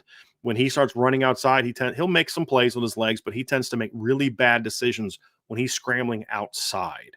And Notre Dame is going to have to be effective there. Marcus Tate has not been a guy that's given up a lot of pressures this year. He's only given up 4 all season. When you look at Tristan Lee, he didn't give up any pressures this past week at guard against NC State. He played really well at guard against NC State. When you look at Will Putnam, he's given up 7 pressures on the season. That's less than 1 a game, but 3 in the last 3 games. No sacks, no hits. So the interior has been the 3 guys that are going to be starting have been much better players. They've given up less disruptive numbers. So Notre Dame's interior is going to have to play better. The guy that was the problem for them was Mitchell Mays. He had given up 22 pressures this season. He gave up 8 pressures against Miami alone. That's what got him benched. He'd given up 3 sacks and 4 hits on the quarterback. That's where teams were able to exploit Clemson's offense. He wasn't any better in the run game either. He was not a good run blocker, not a good pass blocker. He really struggled. He's out of the game. And this past week, they kind of spent some time getting that unit going. This is not going to be their second game in a row together. You cannot allow them to get going. You absolutely cannot allow them to get going. And that's my concern for this game is that right there. Notre Dame's game records have been up the middle. You can't allow Clemson to neutralize them with their new look interior offensive line. That's going to be a big part of this game. Maris Leofau has been a game wrecker for Notre Dame at times. When he is on his game, he is a game wrecker.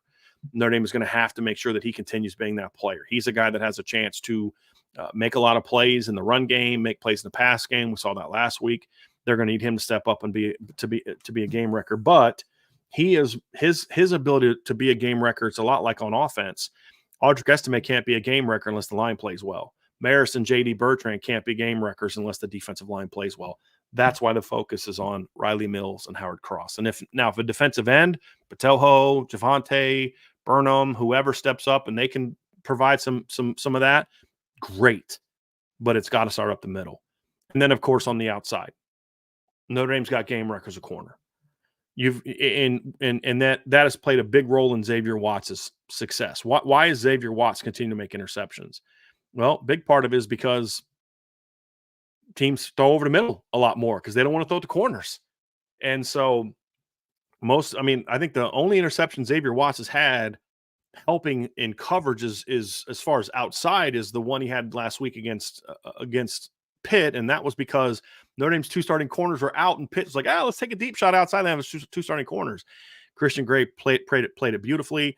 Xavier came over top and picked it off. But everything else has been over the middle.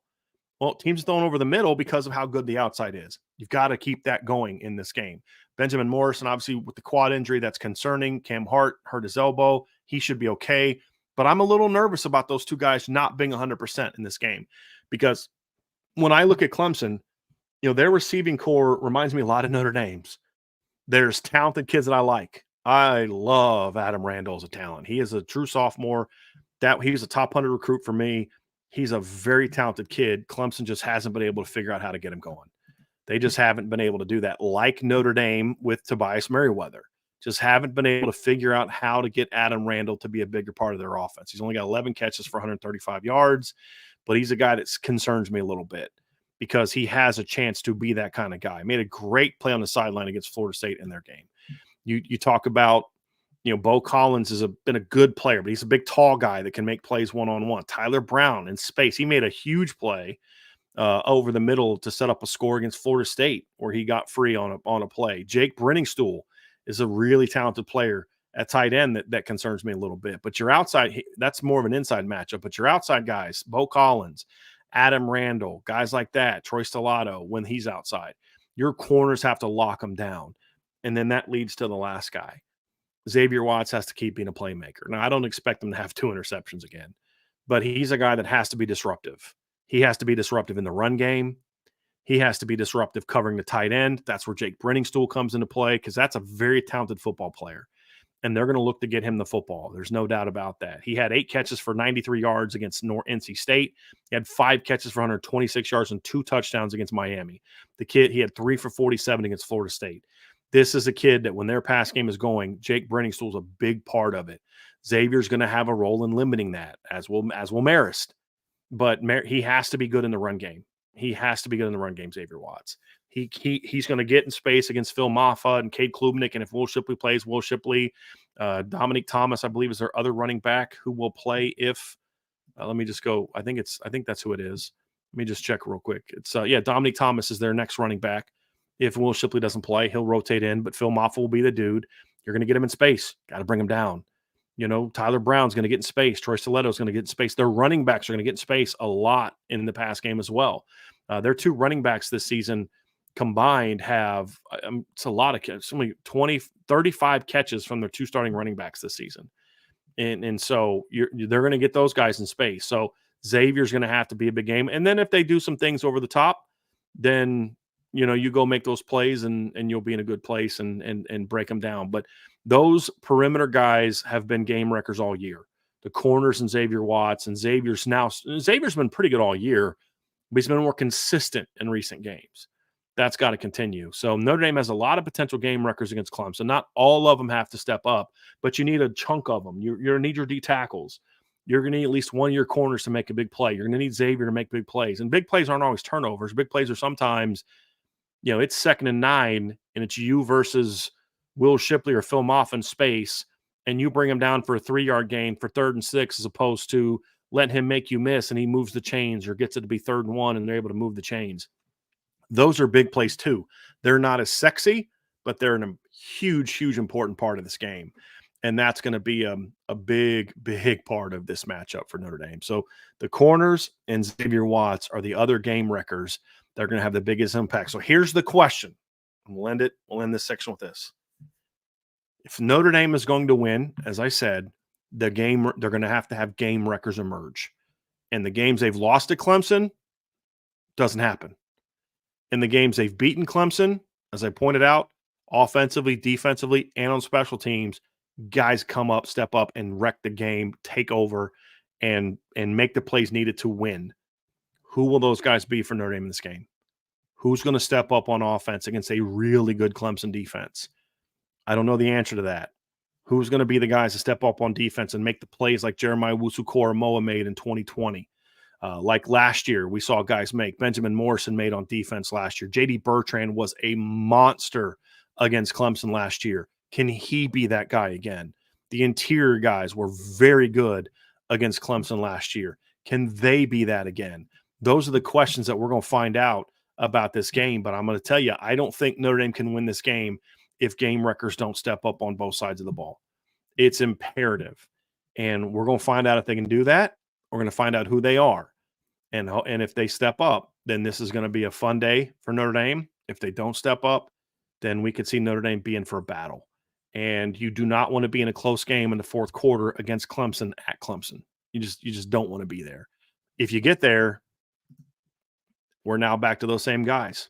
Can you be that player? Can you step up and get the job done? That's going to be a big, big, big part of this game. So we're going to move on to the next section. I'm actually going to I am going to talk about a little bit about recruiting next, and I'm just going to do that for about 10 minutes or so, and then we're going to move on to breaking down the final game. So I'm going to bring up the sound here for a little bit, the theme music. While I do that, if y'all could do me a favor, hit that like button, hit the subscribe button, hit the notification bell, share this podcast, and I'll be back here in a minute with part 3 of the Irish Breakdown Midweek Rundown.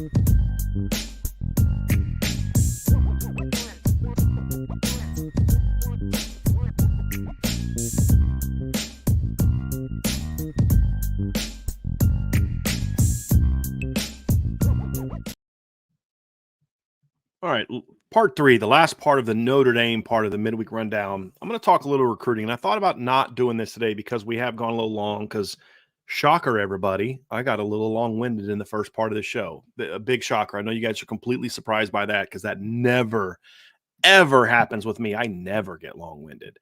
So we're going to talk a little recruiting because I want to talk about this 24 offensive class a little bit and a little bit about the defense, but more so the offensive class because – I made a comment.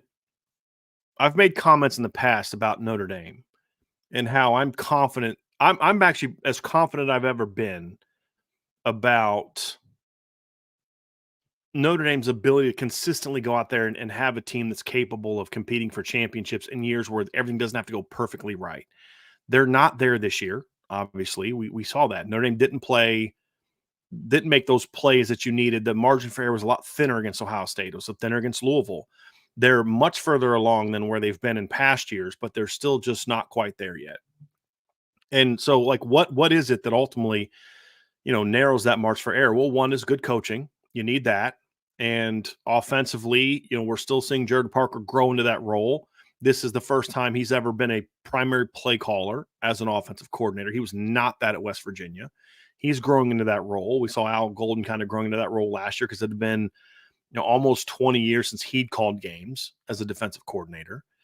And so, we'll find out if the coaching is there. I'm more confident than some that it is there. And I'm also confident that if it's not, that Marcus Freeman's willing to make the changes to get it there. And so we'll find out if the coaching is there. But the other part is the player part. And I absolutely believe this team is a lot closer than they've been. I think the current team is one of the more talented teams that Notre Dame has had in the last 20 years. Now, it's young at some spots where a lot of your talent is, but it's still talented. Receiver, for example. Outside of Chris Tyree, your most talented players are younger guys. And I say that as of who they are now. If Deion Colsey was playing, he's kind of up there as far as really talented, but Deion's hurt right now. Right now, you've got Jaden Thomas is a good football player, but Jaden's not that, man, I think this guy could be a star someday. Those guys are Jaden Greathouse, Braylon James, and the guys in the 24 class. Quarterback recruiting has been an issue for a while. Kenny Minchie really helps me feel better about that. Tight end, we've talked a lot about the talent at the tight end position. But when I look at the future of this team, a big part of the reason that I think this team is going to be that championship team is because on offense, talk about game wreckers, they're starting to land more and more guys with wrecking talent. Now, those guys got to prove it because I believe Tobias Merriweather has game wrecking talent.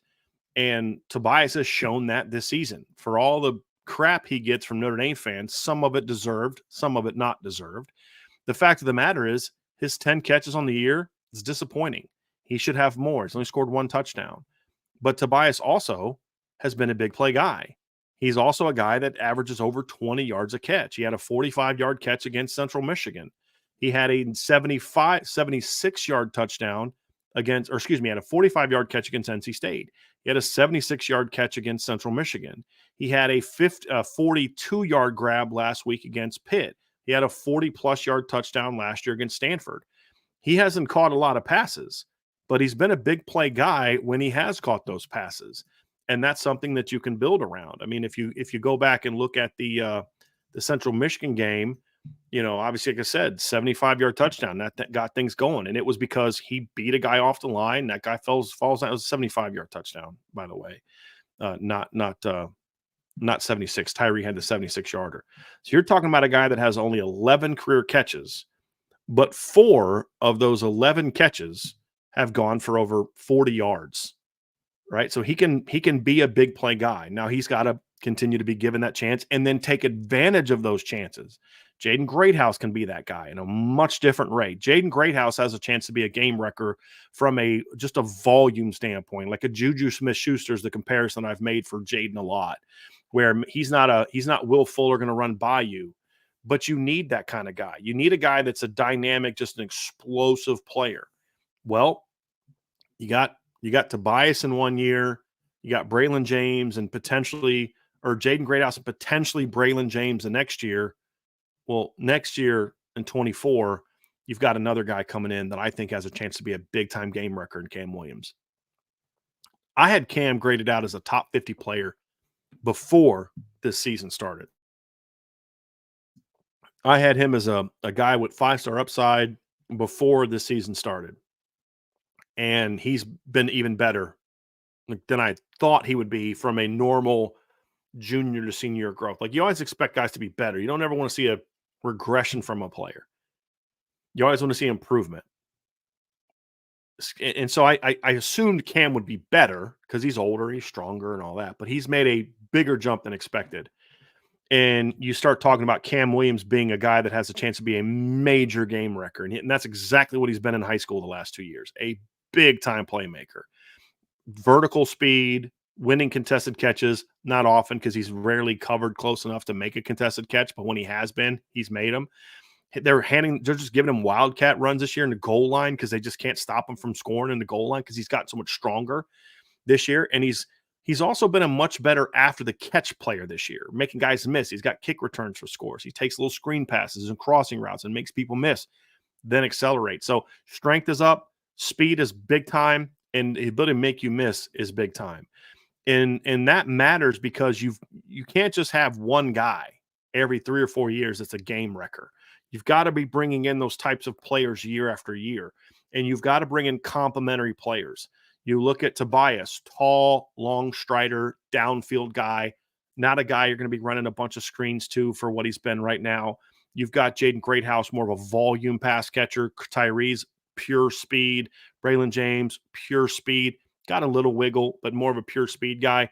Cam Williams brings pure speed as well. So now you're talking about, just looking at the younger players with him, Braylon James, and Tobias, 3 guys that are legitimate vertical weapons in the pass game. Notre Dame doesn't have a lot of that on their team right now. And as when Cam arrives, Tobias will be older, Braylon will be older, but Cam to me is the guy that's most physically prepared to play right away of the 3 because he's stronger. He's got a lot more production in his career than both of those guys. And he has a chance to be a game wrecker early in his career, in my opinion. So having him in the class is huge for Notre Dame. And when you talk about game wreckers in the 2024 class, it has to start with him, in my opinion. There's another guy in the class on offense that I'm going to talk about as a potential game wrecker. And I love Micah Gilbert. I think Logan Saldate's a really good football player. I think Caleb Smith has a chance to be that kind of guy as a kick returner down the road if he can be healthy, and also as a slot guy. Logan Saldate and Caleb Smith bring a lot of that shiftiness that Notre Dame has lacked. So I love all that. I love Aeneas Williams as a dual threat guy, but they have a game wrecker, and somebody in the chat just said it. They have a game wrecker coming in at running back next year, folks, that I think has a chance to be really, really special, and that's Kedron Young. And I'm going to explain to you why I'm so excited about him. And it comes down to, if you notice, I didn't just talk about Cam Williams. It's about adding Cam Williams to what you have. And when you look at what Notre Dame has landed the last 2 years at running back, it's been outstanding. You talk about Jabron Payne and Jadarian Price in 2022. Jadarian's proven to be a game wrecker on offense, right? Jeremiah Love's going to be a game wrecker on offense someday. Maybe it's this weekend against Clemson. Those are guys that have a chance to be game wreckers in that. But they're right now complementary players. Next year, if Audric goes pro, and I do anticipate that happening, no intel, that's just usually how it goes, and it would make sense for him to do that. He'll be a 1,000-yard rusher and all that kind of stuff. But those 2 guys are game wreckers. I mean, they are. And you're adding a guy, like when I look at Jadarian and Jeremiah Love, I don't know that either one of them are 20-plus carry game guys like Audric can be.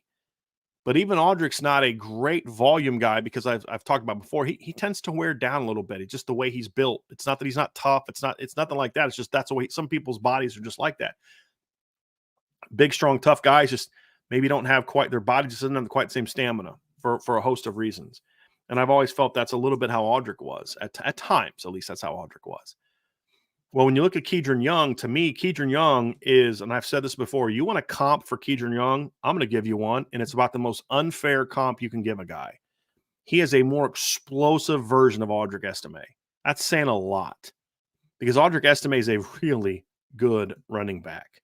Ryan and I had a debate recently where we talked about, can Audric Estime be a guy that's a 6 yards per carry guy? And I felt that he can be, and so far he has been. He's at 6.2 this year.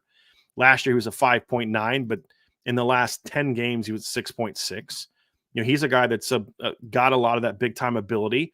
His volume is ramping up a little bit. He was at 6 per carry against Pitt this past week. But Kedron Young, to me, is going to have a similar frame to Audric, maybe not as muscular, but size-wise, he'll be 215, 220 when it's all said and done at least.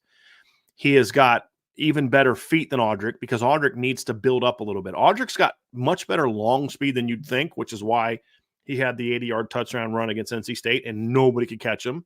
It's why he had the 70-plus yard touchdown run against Central Michigan that got called back and nobody could catch him because he's got pretty good long speed. He's not a explosive out of the gate guy, right? He's a guy that he's like a bowling ball. He needs to kind of build up that speed a little bit. And so to me, that's kind of the limitation for him.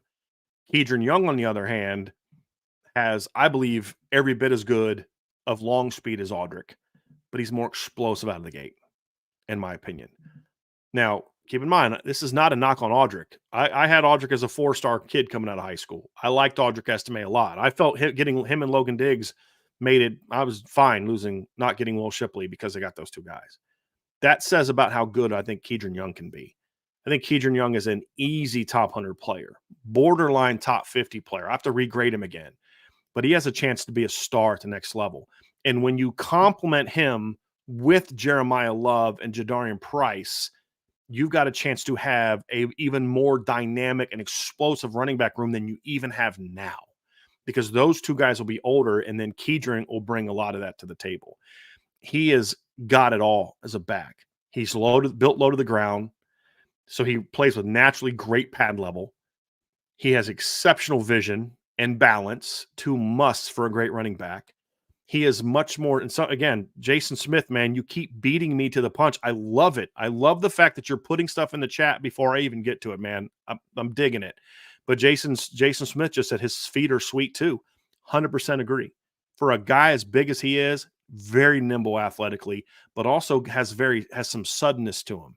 His ability to make people miss in short area is like, how does a guy that big get through that little hole? And then, of course, the long speed. Kedron has a chance to be a star. And when you talk about him and Jeremiah together in back-to-back classes, because Jadarian's now 2 years removed from him, so I'm talking about just back-to-back classes, you're talking about having arguably at some point in time down the road your most explosive 1-2 punch you've ever had. Now, that could be first Jadarian and Jeremiah in 2024. But then when it becomes Jeremiah and Kedron, boy, it's got a chance to be special. And they allow each other to not be overworked. And also the importance for Kedron is Kedron coming to Notre Dame is going to make Jeremiah Love better. And I'm not talking about from the competition standpoint, because I don't worry about Jeremiah Love needing to be pushed to be great. I think Jeremiah Love's drive to be great comes from the inside and comes from home. That's where I think it comes from. I don't think he needs to go get better running backs and good running backs so he doesn't get complacent. There's nothing complacent about Jeremiah Love. If he wanted to just, have up to just be handed things or not be challenged, he'd have gone somewhere else. He chose Notre Dame because he wants to be great in every aspect of his life. He doesn't need that. It's more so about having Jadarian next year, but then also Kedron coming along gives them that different type of between the tackles, every down, natural runner.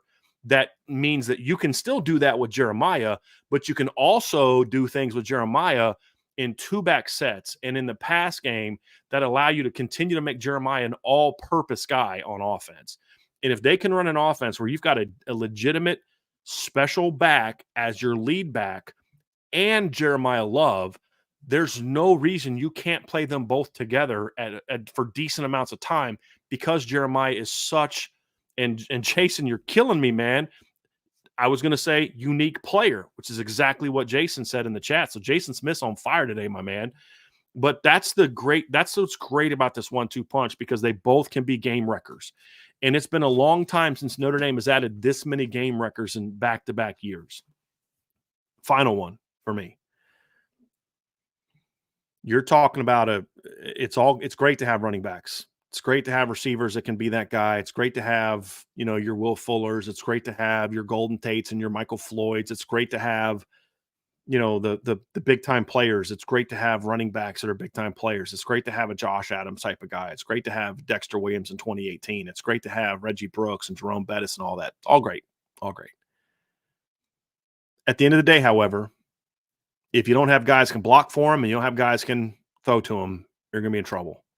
And so my last 2 game wreckers, and again, it's a big reason why I love this offensive class, because there's so many guys that are this way. It's going to be Gearby Lambert and CJ Carr. And Gearby I'm going to talk about because Gearby Lambert, just as far as God-given ability, might be the most gifted tackle that Notre Dame has signed or will sign in a long time. He's further along than Ronnie Stanley was at the same age. He's more athletic than Charles Jagasaw was last year. He has got more God-given power and ability and length than Mike McGlinchey had coming out of high school. I'm talking tackles. I'm not talking Quentin Nelson. I'm talking tackles. He has got obviously more athleticism and length than Zach Martin or Liam Eichenberg had. He's got every bit the natural power that those other guys have.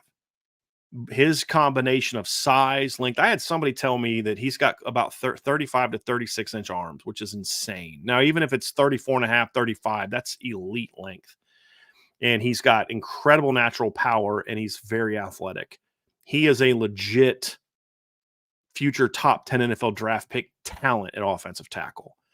I was told this at the very beginning of this recruiting process by some folks that I know over on the Notre Dame side of things. And at the time, they'd offered Brandon Baker, and there was other guys in the class they'd thrown offers to. But I was told at the very beginning, that Notre Dame felt the best offensive tackle in the country was Gearby Lambert. Harry Hiestand fell in love with him immediately.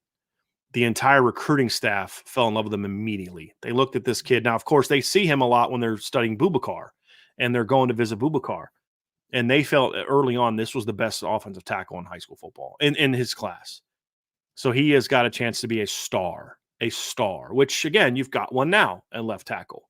But you've got to continue that, and Gearby Lambert gives them a chance to be that. I mean, if there's a day down the road where Notre Dame's starting offensive line is left tackle Gearby Lambert and right tackle Charles Jagasaw, or maybe Sullivan Absher and then Charles is a guard, or maybe Charles is a tackle and Sullivan's a guard, whatever, you've got a chance to have a truly elite offensive line. This is going to be sound hyperbolic, and to a degree it is because there's so much projection there. But I could see in 2 to 3 years, if Billy Schrouth stays around and gets coached up, you've got a fifth-year senior, Billy Schrouth. You've got Charles Jagasaw as a senior. You've got Gearby Lambert as a junior, Sullivan Absher as a senior, and some version of Sam Pendleton or Peter Jones or Anthony Knapp, or, take any of the kids they've signed in recent years that are interior players, and you've got a chance to have an offensive line that has the God-given ability, if not more, than the 2017 offensive line as an entire whole. It could be that good. Got to coach it up and got to develop it. But adding Gearby Lambert completed all that because he is the most natural left tackle type of player, which is funny because he doesn't play left tackle in high school, but he's got that ability. But at the end of the day, all of that you still need in college football, a big-time quarterback. And CJ Carr is a big-time quarterback. Now, CJ Carr is not a game wrecker, game-changer, elite player because he has the best physical tools. That's Deuce Knight. He's not that guy because he's an elite athlete. He's a good athlete. He's not an elite athlete. His combination of all the things, good size, not great. Good arm, not elite. It combines with a great feel for the game and elite intelligence. That's what makes CJ Carr special, is that combination of all those traits. When you talk about the talent that Notre Dame is going to have coming in and has on the roster, and I fast forward to 2025, and this is why it's so important, because you can throw Kenny Minchey into this conversation as well and Deuce Knight into the conversation, because you need these conversations, these type of players. But I'm talking about CJ in the 24 class. But if CJ Carr's your starting quarterback in a couple years, you're going to have guys like Tobias Merriweather to throw to. You're going to have Holden Stace, Eli Raridan. You're going to have Jaden Greathouse, Rico Flores, Braylon James, KK Smith, Cam Williams, Micah Gilbert, and Logan Saldate, plus whoever you land in 25. It could be Talon Taylor, or all the guys you're going to land in 25. And then you look at running back. You're going to have Jadarian Price, Jeremiah Love, Keedron Young, Aeneas Williams. the difference between Notre Dame being a really good offense and an elite championship caliber offense is, does a quarterback step up and be that guy? But the quarterback needs to be a combination of, I can make plays with my body when I need to, but I've got to be an elite distributor. And the thing that excites me so much about CJ is that he can make plays with his legs. He is a good athlete. He's got great feel in the pocket. He can move around, buy time. But what makes CJ Carr special and what makes him the perfect quarterback prospect in this class for Notre Dame. And again, this isn't a shot at Kenny or Deuce. I'm talking about this class because I'll make a similar case for those guys. And Kenny is much more similar to CJ. Is Kenny and CJ, and in this case, CJ, are guys when they're at their best, it's them making decisions with this and then getting the ball out on time and accurately. That's where they bring elite ability. When you look at the talent that Notre Dame is going to have, you need that. Yes, it's great to have a playmaker. And if a guy can be that and be a playmaker, I don't know how you get stopped.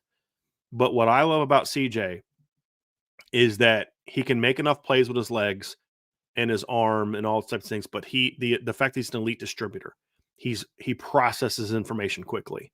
He throws a ball on time. Even for a young guy, his ball placement is exceptional. He brings all the traits you want and need to be an elite quarterback and an elite distributor of the football. And that combined with all the game records, they're landing in skill positions, is why he's such a big pickup. And why? You want to know why? I've said to you all along, defense gets you to the show, but offense wins you championships.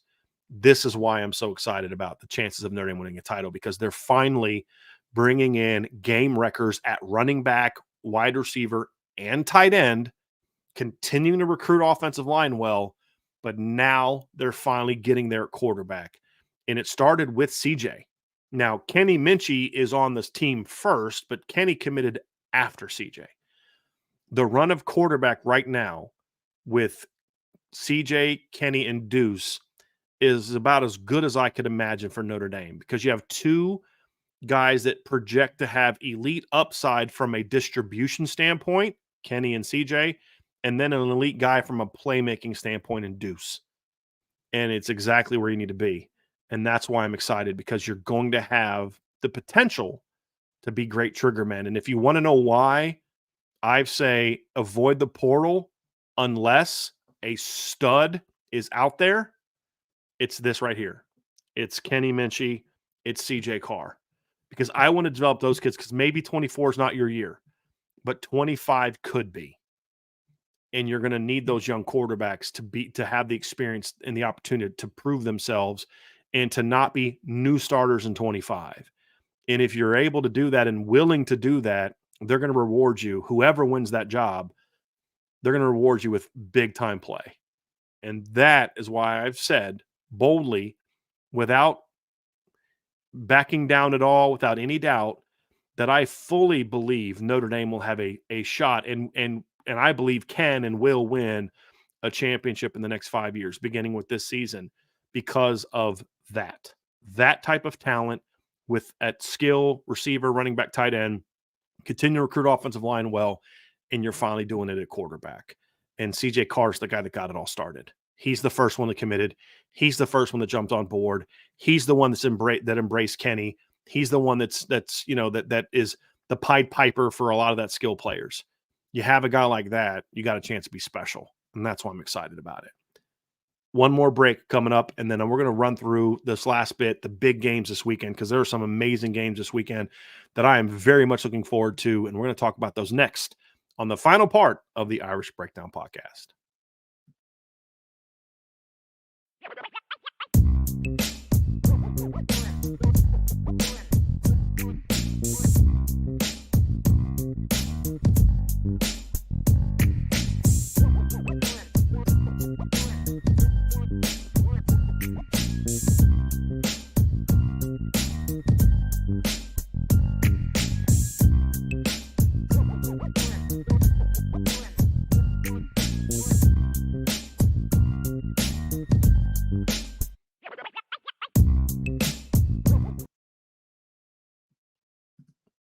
Welcome back, everybody, to the final edition of the Irish Breakdown podcast. This is going to be kind of part of our CFB Nation podcast as well. We're going to put it up on the CFB Nation channel as well.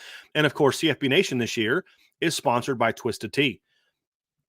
So we're going to dive into our final section here, guys, which is some really, really big games. Because even though I don't believe right now Notre Dame has a chance at the college football playoff, again, is it possible? Sure. They're not eliminated. They're not, but it's kind of like I'm not concerned so much about the path right now because so much chaos has to happen. Well, this weekend is going to be a chance where a lot of that chaos could happen, but more so my focus is on I want Notre Dame to be in a New Year's Six game against a brand team. Now, I don't care who they beat. I want them to get the New Year's Six monkey off their back. That's a big thing. But when I look at this football team, if they can do that against a big-time program, that's even better. But Notre Dame has to continue to climb up the rankings, and there's two ways you climb. Go beat Clemson. Go handle your business against Clemson. That's part one. Part two, however, is some teams ahead of you need to lose or at least play not well if you play really well. And that's going to be an interesting part for Notre Dame. So I'm going to break down some games. I'm going to look at some games, preview some games here that we're going to discuss that are going to be big parts of that happening. And you know, what I'm intrigued to see about the game. But then I'm going to let you guys know kind of who I'm rooting for in that game and why in regard to how it relates to Notre Dame. So let's dive into these now. I'm going to go in order of kickoff time. And there's Notre Dame is obviously going to be at noon, so I'm going to be able to watch this game at noon. But trust me, I'm having it recorded on my two platforms. I have YouTube TV and Fubo TV, so I'll be recording this game on both of them just to make sure. And that is going to be the noon game on Fox. It is number 23 Kansas State at number 7 Texas. Now Kansas State went through a bit of a strange part of the season here early in September. They lost a really tough road game at Missouri. And that was a game where I believe the Missouri kid kicked something like a 60-something yard field goal to walk it off against Kansas State. Now, Missouri's gone on, and they're 6-7-1 right now. Their only loss is to LSU. They're a good football team. Kansas State took them down to the wire at K-State. Their other loss was an 89-81 loss at Oklahoma State. And again, it was another game where it was a game, and Oklahoma State right now is playing at a very high level, and a big part of it is because their running back is going off. Well, he had a good game against K-State, went for 136 yards, but if you look at it in context, that 136 yards isn't nearly as impactful as some of the other games. But they turned it over too much in that game. You know, Will Howard ran for over 100 yards and had a couple TDs, but he threw 3 picks, and they dropped that ball game and lost 29-21 in that game. A game that Oklahoma State, if you watched it, they were in control. They were in control of that game for a good chunk of that game against K-State.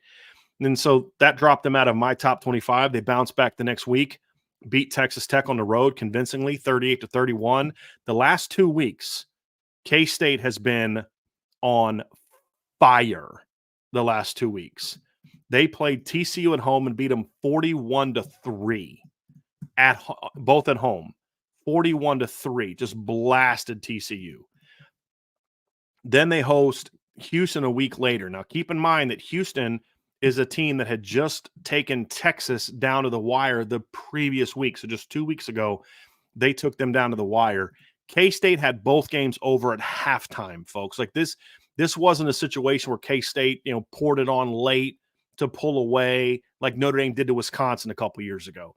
It was 27-3 at halftime against TCU. And it was 28-0 at halftime against Houston. In both games, the second quarter, they just ripped teams up. Now, obviously, the week before, TCU had gotten back on track with a convincing 44-11 win over BYU. Didn't matter. They went out and smacked them. As I said before, Houston was coming off a game in which they took Texas down to the wire. And then the week before that, they had beaten West Virginia, who's a quality team this year. So this Houston team is a decent team in the Big 12 and at least decent talent. And they destroyed Houston 41-0. Houston only had 11 first downs in that game. It was a dominant performance. Rushed for 113 yards, only passed for 95. So they're playing at a very, very high level. And they're starting to get Avery Johnson a little bit of playing time. For you Notre Dame fans that follow recruiting, you guys will remember Avery Johnson. He was a guy that Notre Dame tried to flip at quarterback last year, even before Kenny Minchie, because at the time, Kenny had told Notre Dame he wasn't really interested. So we're starting to see them work him into the mix a little bit. He's had some good games recently, productive games, rushing the football, throwing the ball a little bit. So him and Will Howard are both going to play at quarterback. So K-State is a hot team. And now you're playing Texas, who's number 7, and they are a very good football team right now, but they're also playing without Quinn Ewers. Didn't affect them last week. They were very good last week, looked very good last week defensively. They needed their defense to step up, and they did. They beat BYU 35-6. Now BYU's not a great football team, if we're being honest. We all know that. They're a little down this year. But Texas rolled them. I mean, absolutely rolled them. It was a very convincing win. Texas defense played very well. Malik Murphy did what he needed to do, right? He got the start last week, went 16 of 25, 2 touchdowns and a pick, threw for 170 yards. And, the offense got rolling. They're able to run the run game a lot more this year with Jonathan Brooks, who's a very talented player. And they've got a couple other 2 younger guys that are running the football as well this year. But it's Jonathan Brooks is their main guy. So Texas is going to try to hope that their defense can continue to play well and, protect the quarterback and protect Malik. And if it comes down to it, Malik may have to make some plays. But I love this matchup. Obviously K-State is a team that over the years, K-State and Texas have played in some great games. And K-State is a team that I think is incredibly well coached. Chris Kleiman obviously has done a really good job at K-State. It's funny, K-State had tried some other coaches, and I remember Ron Prince initially replaced Bill Snyder and didn't go well. And then Bill Snyder came back, got him back on target again. Well, this time the replacement for him was much better. And Chris Kleiman has done a much better job. But one thing he hasn't been able to do is beat Texas. The last 2 years have been very, very competitive games. And when you look at, obviously, Chris Kleiman is he 3rd or 4th year? Let me go back and check here real quick. He is in his 5th year at K-State. So first couple years at K-State, 2019 close game. It was a blowout in 2020 at Manhattan. But this will be his 3rd time playing in Austin. In the previous 2 games, they lost by a field goal in Austin in 19, his first year. In 2021, they lost by 5 in Austin. And then last year, they lost by a touchdown in Manhattan. So Chris Kleiman's teams have gone into Austin and been competitive both times. And I really like the way this K-State team is playing right now. Their defense is getting better. Their offense is starting to figure it out. They're a very balanced team. They don't have Deuce Vaughn anymore, but they've really started to be able to find their way running the football. Ran for 343 against TCU, 272 against Texas Tech, 220 against Oklahoma State, and 281 against UCF. In 4 of their 5 previous games. So I like this matchup. I think it's going to be a great game for Notre Dame. Who are you rooting for in this game? If you're someone who believes that Notre Dame has an outside shot at the playoff and you want to have that conversation, which I'm fine with. I mean, it's part of the fun of being a fan, right? Is for that. Then part of chaos is Texas loses again, and then Texas beats Oklahoma in a rematch. That's basically what you're looking for. That's your only chance. Or Texas, maybe drops a couple games. And when you look at what Texas has left on the rest of their schedule, there aren't a whole lot of chances for them to get upset unless they just don't play well. They play at TCU, at Iowa State, and then home against at Texas Tech. So if you want Texas to catch an L before they go play Oklahoma in a rematch, then this is the weekend for you to pay attention. Can K-State do it? Yes, they can. Will they do it? That I don't know. I don't actually have a prediction for this game because of some of the uncertainty about guys out. But I like this Texas team. I think they can win in different ways. But K-State's a pretty good team too, and Texas only 4-point favorite at home, so that's going to be a big game. But if you're talking about what's best for Notre Dame, I believe that K-State winning is best for Notre Dame. I don't see Kansas State jumping ahead of Notre Dame if they win this game. I mean, they're from 23 all the way up past Notre Dame at 15. I don't see it, and they've got a couple tough games left as well. They have Baylor next week, which won't be a tough game, or at least shouldn't anyway. And then they got to play at Kansas, which will be a tough one as well. That'll be a rivalry game before they are at home against Iowa State. So I really, really like this matchup. It's going to be a very intriguing game. The next game is 3:30, Missouri, number 12, Missouri at Georgia. So I don't know how y'all feel love for y'all to kind of give me some thoughts on what you think here. But to me, the odds of Georgia not making the playoff and Notre Dame making it are slim to none. The thing I'm more concerned about from a playoff and New Year's Six standpoint is for other SEC teams to be the number 2 playoff team, or more what I care about is the New Year's Six game. Right now, Missouri's ranked ahead of Notre Dame, Alabama's ranked ahead of Notre Dame, Ole Miss is ranked ahead of Notre Dame, and LSU's ranked ahead of Notre Dame. Ole Miss I get, although I get that one, although I don't have them ranked ahead of Notre Dame.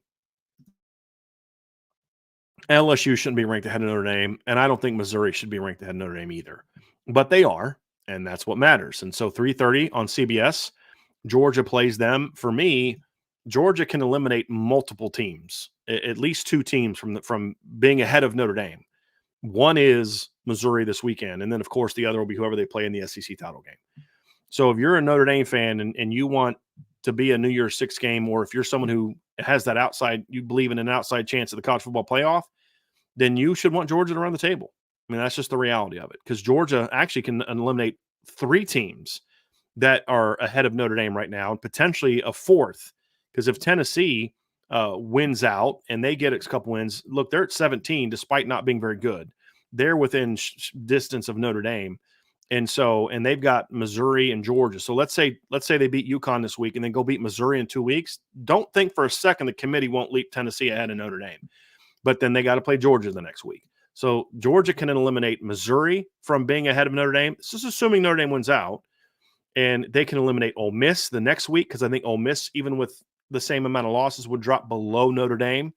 And then they can eliminate Tennessee plus whoever they would play in the SEC title game. So Notre Dame fans should be huge Georgia Bulldog fans for the next month. Huge Georgia Bulldog fans, because all those there's 3 teams ahead of Notre Dame right now, whether it's either Bama or Georgia or LSU, one of those 2, the winner of that game will be ahead of Notre Dame. And Missouri's ahead of Notre Dame, Ole Miss is ahead of Notre Dame, and potentially Tennessee could leap Notre Dame. Georgia will play one of LSU, Bama. They'll play the winner of that game. And then they also play Ole Miss, and they also play Missouri, and they also play Tennessee. So go Bulldogs. It's definitely a game. Now, Missouri gave Georgia a very tough game last year.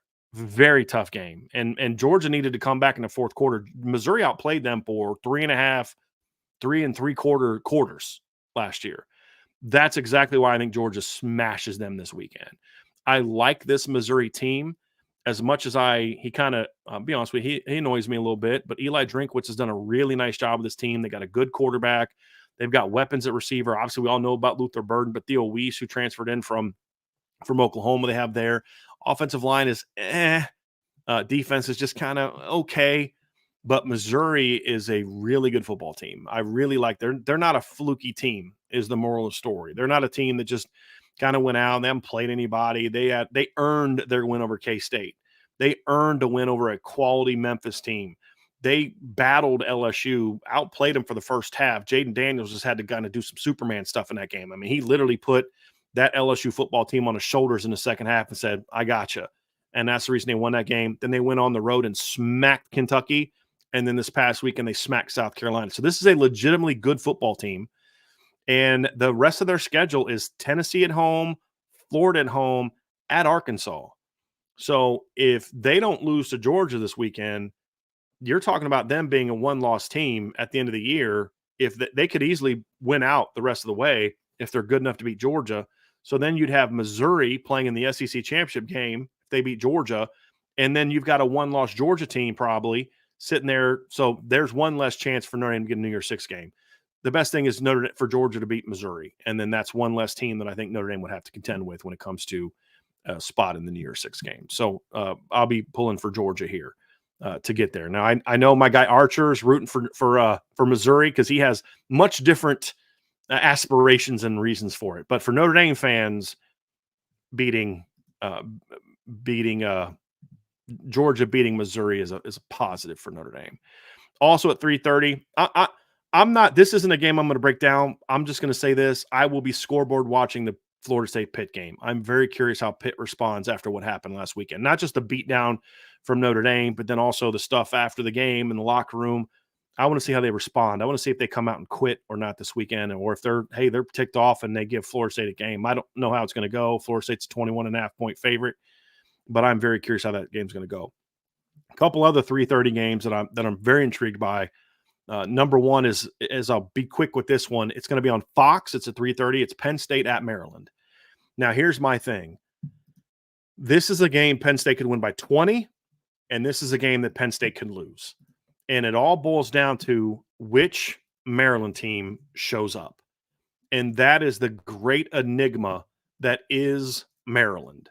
Because Maryland, when they are playing good football, when they're not turning the ball over, they're focused and locked in, Maryland is a dangerous football team. And then they can just go out and have games where you're just like, dude, how did you get your butt kicked in that game? And you look at them, blew out Virginia, went on the road, blew out Michigan State, blew out an Indiana team that gave Ohio State a game and gave Penn State a game. And then they were right there toe-to-toe with Ohio State through the first half. And then Ohio State just out-talented them the next week. And so you're thinking, this is a good Maryland team. Then they come back home the next week, lose at home to Illinois, and they go on the road and lose to Northwestern. And now they're reeling. But here's the deal. They are capable of just kind of saying, okay, we're going to get out of this funk and we're going to go give this team a game. And last year, for example, they lost to Penn State 30-0, just got absolutely destroyed. And what do they do the next week? They gave Ohio State a game. Like, they are one of the weirdest teams around when it comes to that. I mean, they are just, I just can't figure them out sometimes, because they will just look terrible one week and then come out the next week and just look like gangbusters. And, even if you go back to, what was it? It wasn't 2020. Was it 2018? There was a year. Let me find. Yes, it was 2018. They had gotten blown out by Michigan State, had just lost to Indiana, and they come back home. They are a 5-5 football team. They're struggling. They've lost 3 out of their last 4. Lost to Iowa 23-0. Got blown out by Michigan. Got blown out by Temple. But then earlier in the year, they'd beaten Texas, who ended up not being that good. But they lost Ohio State 52-51. This has been Maryland's MO for years. And they beat Penn State in 2020 when Penn State was down. Penn State the last 2 years has blown them out. And, so what to make of this game? It's a bit of a rivalry game. Penn State's dominated this series. Maryland won in 2020, COVID year, lost by 30 last year, lost by 17 the year before that. Lost by 59 in 19, lost by 35 in 18, lost by 63 in 17. So this has been a really erratic up and down bunch. I think Penn State wins just because I'm just looking at history. But if Maryland plays their game, they have the weapons to beat Penn State, because I just don't think Penn State's a very good football team. I don't. And I'm surprised by that, because I told y'all on our show that Penn State was a dark horse team for me to win the Big Ten. Tons of athletes back on defense. Lot coming back on the O-line, which played really well last year. I thought they were going to run the ball. Had some good weapons at receiver. With Lambert back, you got Dante Cephas, you've got good tight ends, you've got a great running back room, and they've been able to put it all together. If they can put it all together, then they'll beat Maryland. But if they don't, and they play like they did against Indiana and play like they did against Ohio State, and Maryland plays like they did against Ohio State, they can give Penn State a game. And if Penn State loses, then they are definitely going to drop below Notre Dame, because they are not a very good football team at this point in time. And if you want ultimate chaos, if you're someone looking for chaos, this is what you should be rooting for. You should be rooting for Maryland to beat Penn State this weekend, and then Penn State the next week to beat Michigan. That's ultimate chaos. And if you're a Notre Dame fan that wants chaos, you want that to happen, and then you want Ohio State to win out, because if Ohio State wins out, they'll give Michigan their second loss. So that's the ultimate chaos. If you're someone who is holding on to the hope that Notre Dame could be a playoff team, I'm not really in that category, but it's fair to still think that they are, because again, Notre Dame's 15th in the first rankings. Ohio State was 16th in the 2014 first ranking of 2014. Ohio State ultimately made the playoff. So I'm not there yet, but this weekend could shake things up and allow Notre Dame to really vault up the rankings with some teams dropping. So a couple more. Here's the other 3:30 game that I'm going to pay attention to, and this is the one I'm really looking forward to. And we won't talk about it a ton, because Ryan and I broke it down a little bit yesterday in the mailbag. Number 9 Oklahoma at number 22 Oklahoma State. Now, this is a big one for me, because my fear as far as New Year's 6 is that Oklahoma runs a table and then Texas beats them, and then Oklahoma sitting there at 11-2 against a 10-2 Notre Dame team, and they take they take a potential New Year's Six spot away from Notre Dame. What I'm hoping for is that the Big 12 kind of eats itself, but to where you're not in a situation where there's two top 10 Big 12 teams. That's going to be a big, big key for Notre Dame. So what keeps that from happening? Oklahoma continue to play poorly. And that's exactly what they've done lately. Oklahoma has not looked good since the Texas game. I mean, they had a great win over Texas. You can make all the excuses you want about Texas lost their center and all these other things, but the fact is Oklahoma made the plays they needed to make to win. I'm not taking anything away from them. Since then, however, they've not looked good, in my opinion. And they beat UCF the next week. Well, they had a bye, then beat UCF the next week, 34-29. UCF had a chance to win that football game at the end. UCF tried a trick play at the very end to win it and didn't get it, and they lost. And then they come out last week and they get beat by Kansas. So they just have not looked great. And honestly, they didn't look that great coming in. They had a nice one over at Iowa State. They struggled against Cincinnati. They struggled against SMU. Oklahoma's had one really good game so far this year, and that was a great win over Texas. They have not looked great. Oklahoma State is a very weird team because right now, Oklahoma State is as hot as anybody in the Big 12. They've got 4 straight wins, 3 of them over really good football teams. They beat Kansas State, as I mentioned earlier. They beat Kansas by seven, and then they beat West Virginia on the road by 2 touchdowns. West Virginia is a 5-3 football team. That's a decent quality football team. And then this past week, they played Cincinnati, who's not good, and they blew Cincinnati out. But one of the interesting things about that matchup was Cincinnati's not good this year because of their offense. Their defense is not as bad as their numbers would make you think. At least not their rush defense. Their pass defense has been a bit of a mess, but their rush defense has actually been pretty good this year. Cincinnati coming into the last week's game against Oklahoma State, they'd given up 125, 83, 121, 103, 70, 123, and 80 yards rushing in the 7 games prior to their matchup against Oklahoma State. Oklahoma State ran for 315 yards on only 37 carries. And so that Oklahoma State run game right now is a rolling with Ollie Gordon. So that's going to be a really intriguing matchup. Can they keep it going against Oklahoma? We're going to find that out. That's going to be the very interesting part of this matchup because Oklahoma's defense in the last few weeks has looked a lot like it did last year, giving up big plays, not being disciplined, not being able to stop the run when you need to, getting gashed through the air, and they just haven't looked great on defense at all. Do they step it up against Oklahoma State? We'll find out. I mean, this defense gave up 225 yards last week to Kansas. Now, Kansas has a very good running back as well. So giving up that kind of yards to Kansas and Devin Neal is nothing to be embarrassed by. Kansas has a really good running back room this year, and they have a mobile quarterback, and they have a quarterback that can run. And Jason Bean had a really good game last week against Oklahoma. But that's a good rushing football team. But they're not what Oklahoma State's been in recent weeks. I mean, I don't know that anybody has the last 3 weeks has been as good as Oklahoma State. So if you're a Notre Dame fan, Oklahoma goes down. Now you can say, well, what about Oklahoma State jumping up over Notre Dame if they beat Oklahoma? Not going to happen. And the reason it's not going to happen is because Oklahoma State has a loss to South Alabama on their schedule, and they've never been a team that got a ton of love from the committee. But their non-conference is Central Arkansas, a decent win over Arizona State, decent meaning like convincingly, like 12 points, and then a loss to Alabama, South Alabama, and they lost to Iowa State. That's their 2 losses.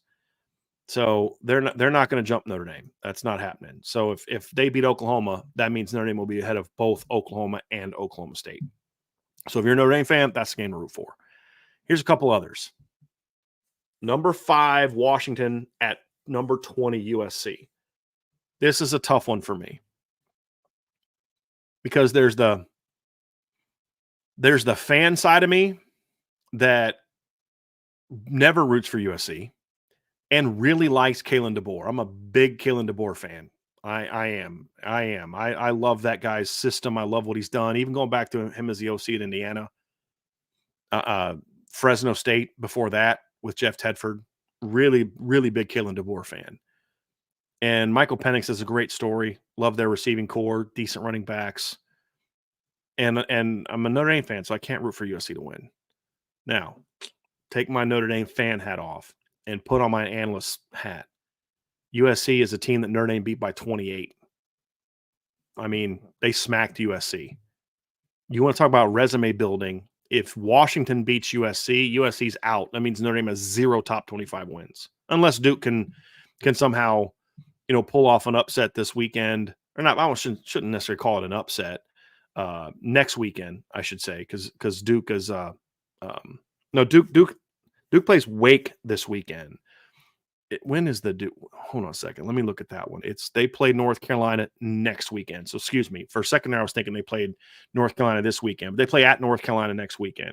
If they can beat Wake and somehow pull off an upset at North Carolina, they got Virginia and Pitt left. There's a chance that Duke could right the ship and jump back into the top 25, but it's going to require an upset win at North Carolina with a hobbled quarterback. I don't know that happens. And so right now, Notre Dame, if USC loses this game, their resume is going to be completely built on we lost to 2 good teams. You can't have a great resume built on who you lost to. It has to be on who you beat. And so when you look at Notre Dame, they need USC to win this game, because if USC loses, folks, the odds of USC jumping back into the top 25 are going to be almost slim to none, because number one, they're probably going to quit. And number two, they still have to play at Oregon and home against UCLA. So if they lose to Washington, they're not beating both Oregon and UCLA. I don't see that, because it tells me they have not recovered as a team. They would have lost 3 out of 4. Their only win was a 1-point come from behind victory over Cal, who's 3-5. They have to right the ship. And if they right the ship and they jump to 8-2, they can still lose to Oregon next week and then hopefully beat UCLA and be ranked. And then Notre Dame now has at least one ranked win to build their schedule around. And so if you can do it, you got to root for USC to win that game. Now, there's other aspects of it. Then that means maybe a second Big Ten team gets in the pack. I get all that. That's possible. But Washington will have their chance at redemption over Oregon. And Washington would still somewhat control their own destiny if they win out after this. But as far as what's best for Notre Dame, you need USC to win, because then now all of a sudden Notre Dame has a very good, second half of the season beat down win over a quality football team, which USC would prove themselves to be if they beat Washington. So I understand if some of you all can't root for USC, but you have to ask yourself, what's greater, your love for Notre Dame or your hatred for USC? And if it's love for Notre Dame, then root for USC to win. You don't have to enjoy it. You don't have to enjoy it. I'm not asking you to enjoy it. I'm just saying that's what you need to have happen for Notre Dame. And then the last game that we're going to discuss this weekend, because this is an interesting one, because it affects Notre Dame, and it's also very interesting for Notre Dame fans. And that is the USC ABC, Washington game, by the way, is at 7:30 on ABC. The last game is 7:45 on CBS. It's LSU, number 14, LSU at number 8, Alabama. This is one of the more interesting games of the weekend. If you're a Notre Dame fan, what are you looking for in this game? Okay, there's a lot of different ways you can get it. I'm not going to get in all the sides. You're going to have to kind of make that decision, because I can understand you never wanting to root for Brian Kelly. I can understand you wanting Bama to not win, plus Tommy Rees, whatever your feelings are. I'll tell you what I'm feeling, okay? For me, it's LSU at Alabama. For Notre Dame, I think the best thing for Notre Dame is for Alabama to win. And I'll explain to you why. And then I'll tell you why I'm rooting for Alabama as a fan. But as a Notre Dame fan, first and foremost, this helps Notre Dame. Right now, LSU's ranked ahead of Notre Dame. And I don't think they should be, because I just, I look at their 2 losses. They lost to Ole Miss, who's a good team. They lost to Florida State, who's a good team, but they got smacked by Florida State. Their resume is built around a road win over Missouri. Okay, the rest of their schedule, not very good. But I'm not going to sit here and be upset that they're, ranked ahead of Notre Dame. It is what it is. I'd say maybe have Notre Dame ranked a spot or two higher, I'm good with it. I really am good with it. I'm not. It's not something where there's other people that I'm like Notre Dame should absolutely be ranked ahead of that team. I'm not going to sit here and lose my mind because Notre Dame's ranked behind LSU. But somebody asked me the other day, if Notre Dame and LSU both run the table, which team is most deserving of a playoff spot? And I'd said it's LSU, because they will have beaten Missouri on the road, they will have beaten Alabama on the road, and they will have beaten Georgia on a neutral field. Like, they would absolutely have a two-loss playoff resume, in my opinion. And then, of course, Brian Kelly gets all the love for, he chokes a couple games away, and then now he's coaching with not as much pressure, and that's when Brian Kelly's at his best, when, eliminate national championship and then coach with no pressure, and that's, your teams come out and play great. And then he'd have 2 wins over Bama. So as a Notre Dame fan, I wouldn't enjoy that, to be honest with you. But even more practically speaking, Alabama beating LSU knocks LSU permanently behind Notre Dame. There's no way LSU jumps ahead of Notre Dame if Alabama beats them, in my opinion, because now you need Bama to lose. You need Bama to lose 2 more times, because LSU would have 2 conference losses, Bama would have none, and so you'd need Bama to lose. Actually, hold on a second. You'd need Bama to lose 3 times. That's not happening. There's not enough SEC games left for LSU to win the SEC title. None. They're eliminated, I believe, because they have 2 losses. Bama would have 0. If Bama loses 2 games, they'd still have the head-to-head over LSU. And so it's just not happening. So you need Notre Dame to win. Here's the other more practical reason, besides just I dislike Brian Kelly. And I like Tommy Rees. I've said this before. I had some issues with him as an OC at times and all, but as individually, I like Tommy Rees. I'd like to see him get the win over Brian Kelly. But even more so practically, if LSU loses to Georgia or loses to Bama, they're permanently behind Notre Dame. Now Georgia can knock off Ole Miss. That probably knocks them behind Notre Dame. And then if Georgia knocks off Alabama, then that could potentially knock Alabama behind Notre Dame, or potentially set up a bowl game matchup between Notre Dame and Alabama, which I would love to see. If Alabama runs a table and beats Georgia, then you potentially have 2 SEC teams in, but that's a different conversation for a different day. And we don't really view Notre Dame as a playoff team. If you're someone who is holding out for the very outside hope that Notre Dame gets into the playoff, Alabama losing to Georgia but beating LSU, would you be your best case for that? But again, it's highly unlikely. But LSU beating Bama would all but eliminate it, because you'd still probably have a 2-loss Alabama team eventually jumping back ahead of Notre Dame, and just to at least pad it. Because what they would do is they would jump Notre Dame, they would jump Alabama ahead of Notre Dame to pad LSU's resume, to try to make the debate to have LSU be the LSU and Georgia to kind of be in the championship game, which is just a bunch of nonsense. So you want Alabama to beat LSU and just eliminate the conversation altogether. That's practically what's best for Notre Dame. And then, of course, if you're someone like me, I'm just incapable of wanting LSU to win unless them winning directly affects Notre Dame. But it's going to be a great game. Just looking at the game from a matchup standpoint, it really is fascinating. It really is going to be an interesting game. You've got an Alabama defense that's been pretty good this year. Not like elite Bama defense, but it's been pretty good this year. They weren't great against Tennessee last week, at least not in the first half. Much better in the second half. It hasn't been a vintage Bama defense. It really hasn't. But they've had their moments. I mean, they held a really good Ole Miss team to 10 points and looked good doing it, in my opinion. I mean, that Ole Miss team is scoring 38.9 points per game. It's an Ole Miss team averaging 474 yards of offense. It's an Ole Miss team that scored 55 points against LSU. This year, they've scored 73, 37, 48, 55, 27, 28, and 33 points in their wins. Scored 10 against Alabama. In the game surrounding the Bama game, they had 550 yards, 9.8 per play against Georgia Tech. The week after, they had 55 points, 706 yards, and 8 yards per play against LSU. Bama held them to 4.63 yards and only 10 points. So it is a very good Bama defense with a pretty good secondary, especially at corner, and against an LSU offense that honestly is right now the best offense in the country. And what makes it the best offense in the country is just the fact that they have some balance. I mean, they do. I mean, this is an LSU team that when you look at it, the biggest addition to their team this offseason, in my opinion, is Logan Diggs. He's averaging 87.3 yards per game. Part of that's because they pulled him in some games where they were blowing him out. He's provided a great complement to Jaden Daniels. They didn't play him a ton against Army. Only had 6 carries against Army. A game they won 62-0.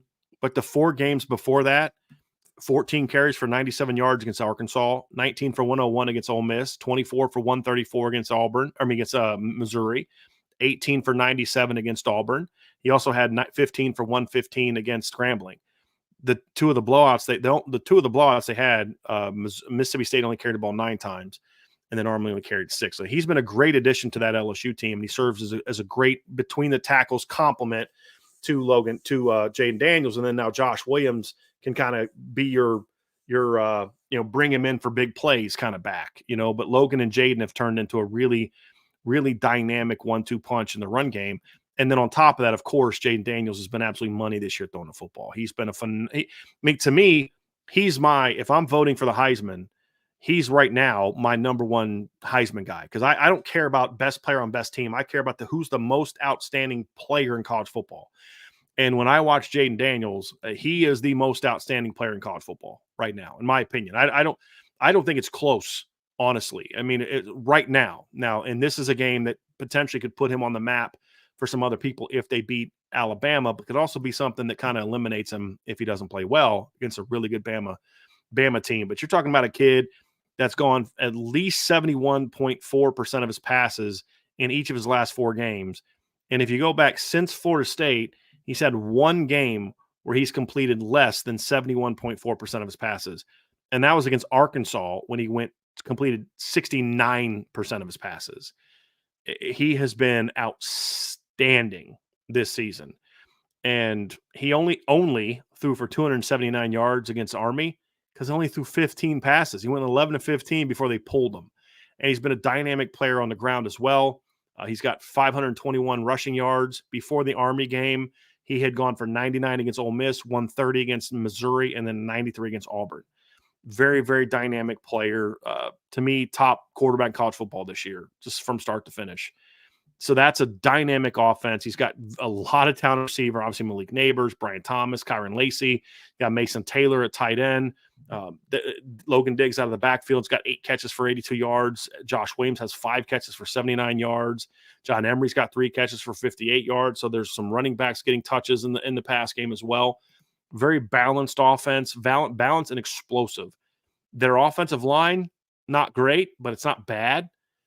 That's going to be the key for Alabama. Alabama's going to have to be able to get after the quarterback. That to me, that's the ultimately what's going to determine this game. Can Alabama get after the quarterback? And here's the key. If you are able to get after Jaden Daniels, can you bring him down in the backfield and not have it be a situation like what Notre Dame had last year against Caleb Williams, where they pressured Caleb Williams, but I mean, he still got away. LSU right now ranks 74th in most sacks allowed per game, and Alabama's defense is 9th in sacks per game. That's going to be the key to this game. Can Bama pressure the quarterback? And when they do, can they force Jaden Daniels to either A, be sacked, or B, throw incompletions? That's going to be the key. And the thing I like about Bama's defense, they're 9th in sacks per game. Their highest sack game this year is 5. It's just consistently with sacks, but also they get a lot of pressure. It's not just the sacks. They get a lot of pressure on the quarterback. We've talked about how much pressure Notre Dame gets on teams this year. If you look at Pro Football Focus numbers, Notre Dame has 180 pressures in 9 games. If you look at Alabama this year and what they're able to do rushing the passer, they're at 167 in 8 games. So a slightly higher rate than Notre Dame's. So they're getting after the quarterback a lot. They have 54 total hits on the quarterback this season. If you look at Notre Dame and what they've done this season in one more game, Notre Dame has 60 hits on the quarterback. So again, very similar pressure rate to what Notre Dame does. And the reason I bring that up is because what Notre Dame has been able to neutralize big-time quarterbacks this year. They did that against Riley Leonard. They did that against Caleb Williams. They've been able to do that with pressure, consistent pressure, not just sacks, but consistent pressure. and Alabama has very similar numbers to what Notre Dame has. And they've got really good individual pass rushers. Obviously, Dallas Turner's having a great year, 7 sacks in 8 games. Chris Braswell's got 6.5 sacks. So they got 2 really good edge players that can get after the quarterback. They're going to have to. They're going to have to play well. And then they need Jalen Milroe to step up and make some big plays, because that's my big concern from an Alabama standpoint. Is I can see Alabama's defense playing great, but Jaden Daniels is able to make enough plays to get them to 24 to 27 points, and that's enough to beat Alabama. That's your concern if you're an Alabama fan, is that their defense does step up and make plays, does hold LSU to 30 or less points. Because, again, you're talking about a team in LSU that right now leads college football with 47 points per game. You could hold them to 17 points below their average and still get beat if your offense doesn't play well. So that's what you're going to have to do. You're going to have to score to beat LSU. You're not going to beat them 17-14, in my opinion. I just don't see that happening. So Bama's offense is going to have to step up, and that's where Tommy Rees is going to have to put together a really good game plan. They're going to need Jalen Milroe to play a lot better than he did last week against Tennessee. They're going to need him to step up and throw the football effectively, make some of the plays like he did against Texas A&M. He's got to use his legs more. The last 4 games, Milroe's been -31, -19, and 3. They're going to need to allow him to use his legs more in this game and make more plays, and that's going to be it. So anyway, Alabama, LSU. If you're a Notre Dame fan, you got to be Roll Tide this weekend, in my opinion. I don't. Can any of you make a case for LSU being the team you're rooting for? I can't do it. And I also think it helps Notre Dame practically. So that's going to do it for our breakdown of this weekend's big games. And, of course, the biggest game is Notre Dame at Clemson this weekend, which is a noon kickoff on ABC. So we'll all be watching that one. So I'm going to get out of here, guys. It's been a lot of fun today. Hopefully you enjoyed the show and have a deeper understanding of this matchup between Notre Dame and Clemson and the big games this weekend. I will be back tomorrow. Ryan and I will be back for our Keys to Victory and our Notre Dame prediction show. It's going to be interesting to see what the staff does for their predictions this week. So we'll have some fun doing that tomorrow. That'll be tomorrow at 1 o'clock. Tonight, Vince will be on Vince and I believe Jesse will have the IB Nation Sports Talk show tonight at 6 o'clock. And I will talk to you all very soon. If you have not done so, folks, do me a favor. Hit that like button, hit the subscribe button, hit the notification bell, share this podcast. And, of course, if you haven't done so, sign up for the message boards at boards.irishbreakdown.com. Have a great day, everybody, and I'll talk to you again on the Irish Breakdown Podcast.